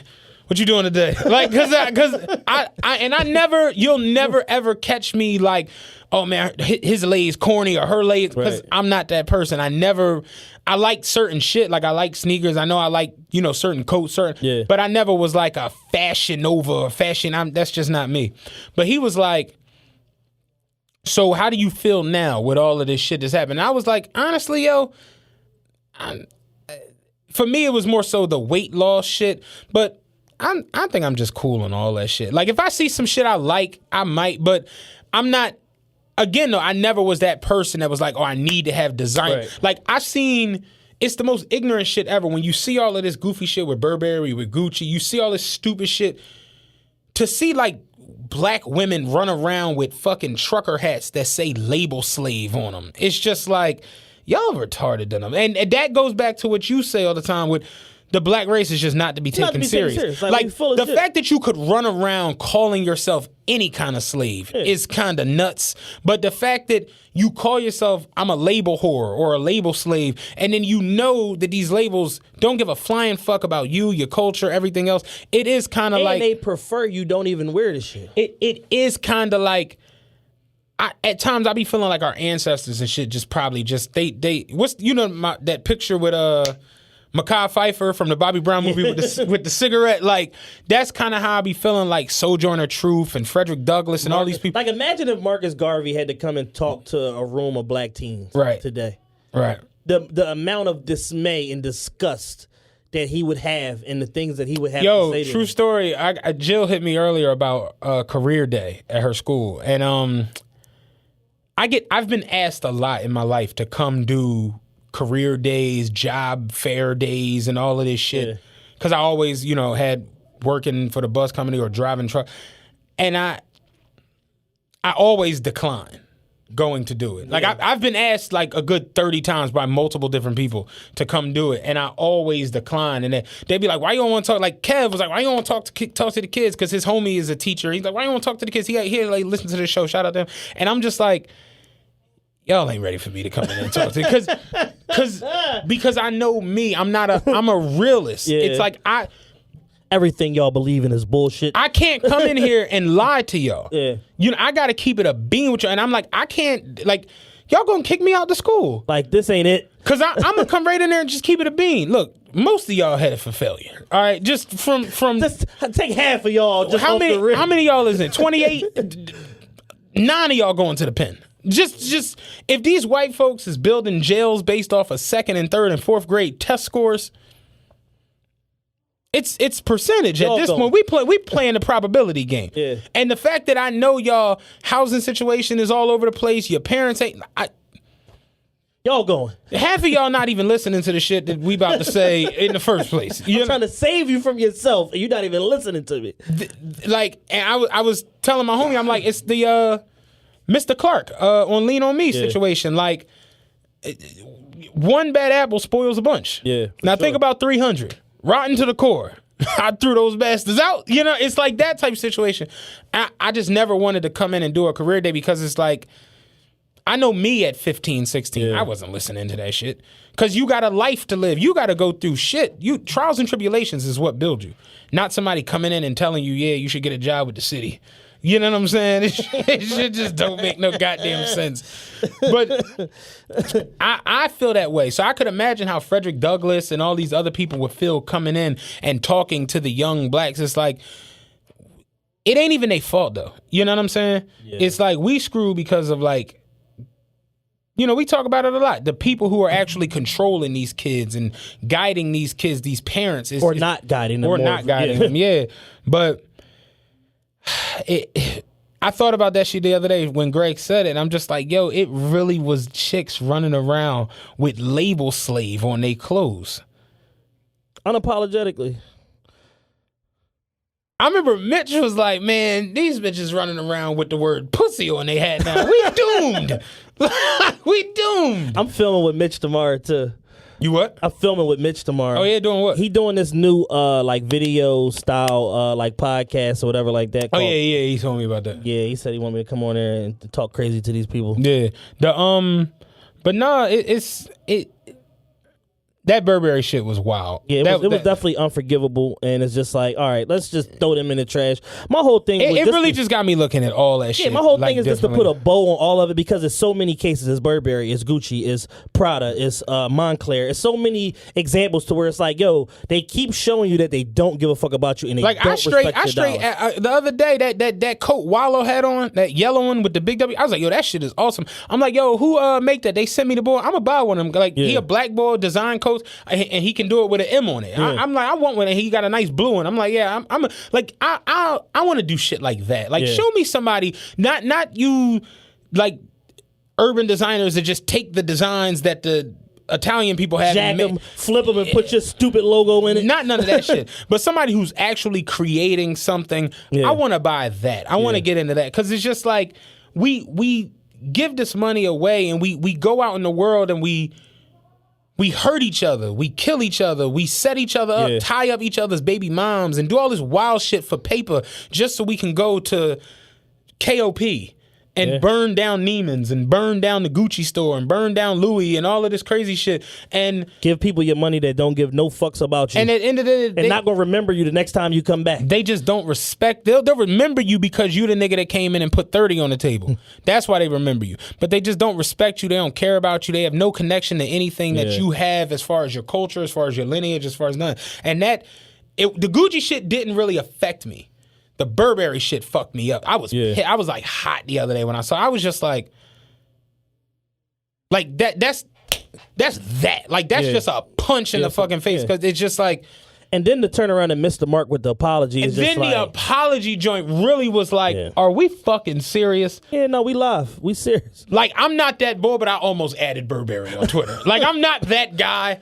Because I'll be watching people have conversations by themselves. They'll be atting a company or atting a celebrity. Yeah. I watch people at celebrities every day, and they'll be like, they'll at the celebrity like, LOL, talking about to other podcasters and people who on radio and I'll look at the Twitter that it, like the celebrity ain't nobody talking to ain't nobody talking to you, Otis. I'm not that bull, but I almost added Burberry the other day. Like y'all have lost y'all fucking minds completely. Yeah, man. I'm just with a full stoppage of just shopping with Burberry altogether. We could just throw them in the trash. Gucci issued an apology. They put out the diversity rollout and all of that shit, and Dapper Dan standing behind it. So we'll take that on a case-by-case basis. We'll see where that goes. But overall, give people your money that appreciate you, and not just your dollar, but respect your culture and your heritage. And that somebody said the other day, like about supporting black business, and that'd be a struggle at times because black business can get besides themselves. I think we talked about that for a whole show before. But yeah, if somebody who just I like seeing good black people, and I know people at times like they'll miss my the shtick of what I say and do on IG, and they'd be like, "Oh, you really hate black," and it's like, no, that's like the shtick. Yeah. I want to live around good black people. I want to work with good black people. I want to see, like, I enjoyed Charlotte because we was uptown. Yeah. Uptown Charlotte is like downtown Philadelphia. And uptown Charlotte, it's so, everybody's black.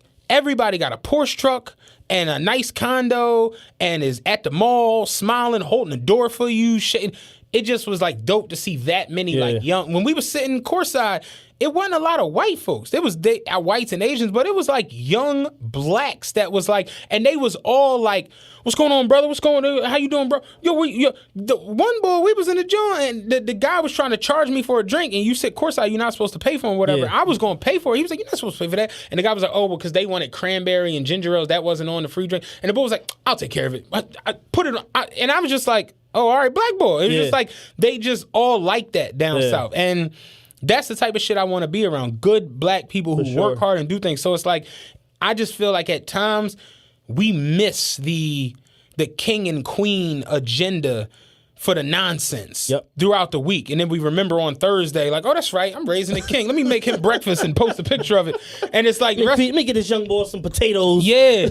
And it's like, no, we really got to live up to that shit. And watching that shit the other day with Burberry, it just had me sitting there like, we got to do better all the way around. Yeah, definitely. Like we got to stop just accepting anything. We got to just all way around cleanse ourselves of the nonsense. Yeah, definitely. We fall victim to it. And I thought about that shit the other day. Like, I wonder how many people lost their lives trying to chase after a dollar or somebody. Like, we know it. Niggas have been killed for nothing. A pound of weed, fucking $1,800. Like, just, and all that shit, that $1,800, turn around and nigga go buy a belt. A Louis belt at the fucking KOP. Right. Real shit. Dumb shit. And it, like, just for some shit that they don't even care about or respect you in. Yeah. It's a sad cycle, man. And yeah, that Burberry shit pissed me off. I could tell. I was hot. I was hot because that's a noose. Yeah, noose. Like you cannot make that anything a noose other than wild in 2019. a noose. around the neck at a fashion show. What? Yeah, that was wild. That's insane. And then when you apologize, you don't even say, we know we offended African Americans and everything that they went through in slavery, segregation. Look, we know that suicide is serious. Nigga, what? It's like, cancel Burberry. Like, yo, we cool. Yeah, we definitely gonna cancel Burberry. That's for sure. I had a little bit of a cologne left in my little Burberry touch. I threw that shit in the trunk. I'm cool, dog. Yeah. I was hot. I was very, very upset when I saw it. Because it's how many slaps in the face is we just gonna eat? Like, I'm not trying to be funny. I'm a big man. I'm not a gangster. I'm not a street legend. I'm none of that shit. You go get the most street legend, tough nigga you ever met and thought about. If he walk up on me and slap me in the face, I'm gonna attack that nigga viciously. That's just who Right. I'm not eating that and then just walking the fuck off. So it's just like, how many of them are we gonna take as black folk? Oh, that's a good point. Just how many pow, pussy, like, no. Yeah. Somebody got to go get the desert. Somebody got to go get go get the Ruger. Somebody got to go get the clappers. We playing games. So I don't want to keep going off on it, but yeah, I was very, very upset with that shit because it's no need for it. Yeah. It just is stupid shit. Disrespectful is unnecessary, and then just to miss the mark on the apology on top of the fuck up. It's like, oh, y'all really don't give a fuck. Oh, y'all cutting up. Yeah. Y'all really don't care. So it is what it is, man. But yeah, we're gonna definitely cancel Burberry. All the rest of y'all clothing lines is I'm hot now. on probation. I'm hot. Everybody else is on probation, man. But yeah, spend your money with people that give a fuck about you and respect your culture and your heritage. And that's what I'm gonna say on that. Ice for this. I'm really like I'm Steven all over again thinking about the shit. That was crazy. Crazy. That's the craziest shit I think I've ever seen, yo. Yeah. A noose as fashion. That's nuts. Like the only thing, like, did you see that the girl she made the joint where she had the KKK hood on? Yeah. Like that was the new. That's the only other thing that could probably be like wilder is if they just showed up with a fucking hood with eyes cut out of the shit. Like, oh no, that's the new fashion. That's the only thing that could be wilder than a noose. Yeah, definitely. That's crazy. Around the neck. I'm out. I'm done, man. That's it, man. It's episode 80, Rose Podcast Ever. Special thank you to Kicks USA. They provided the kicks for my man Matt. Shout out Will, shout out Puma, shout out Kicks. That was dope. I really appreciate it. Yeah. Also, shout out to our sponsor, Rothy's. Ladies, make sure y'all go to rothys.com, get y'all some shoes. And that's pretty much all I got, man. It's episode 80. Y'all have listened. I was gonna say it's the beginning of the show. I got sidetracked. Y'all listen to 80 of these. Y'all crazy as shit. Holy shit. Trying to get to 100. Trying to get to 100. Trying to do an event, too. That's when I'll be bringing in the big bucks. I'm on fries right now. Yeah. I really want to get this event done. We're not going to put it out there, but I really want to get this done. First quarter / beginning of second quarter, we're going to get the event done. We waiting on the confirmation that we got a special venue situation. Waiting on confirmation that the venue's going to be ready. And then once we know that, we're going to roll out with the live show. And if y'all, the tickets pop, they go crazy, we're going to add a second live show immediately. You That's know really what I saying? want to get into. That's where we at with it. So, it's the realest podcast ever. 80 episodes in, man. Thank y'all. We hit another milestone. Matt's hot. He's about to go put his water in some ice or some ice in his water. We don't know. I'm really pissed. Like I'm all over again. I'm really pissed over here. We out, man. Peace. Peace.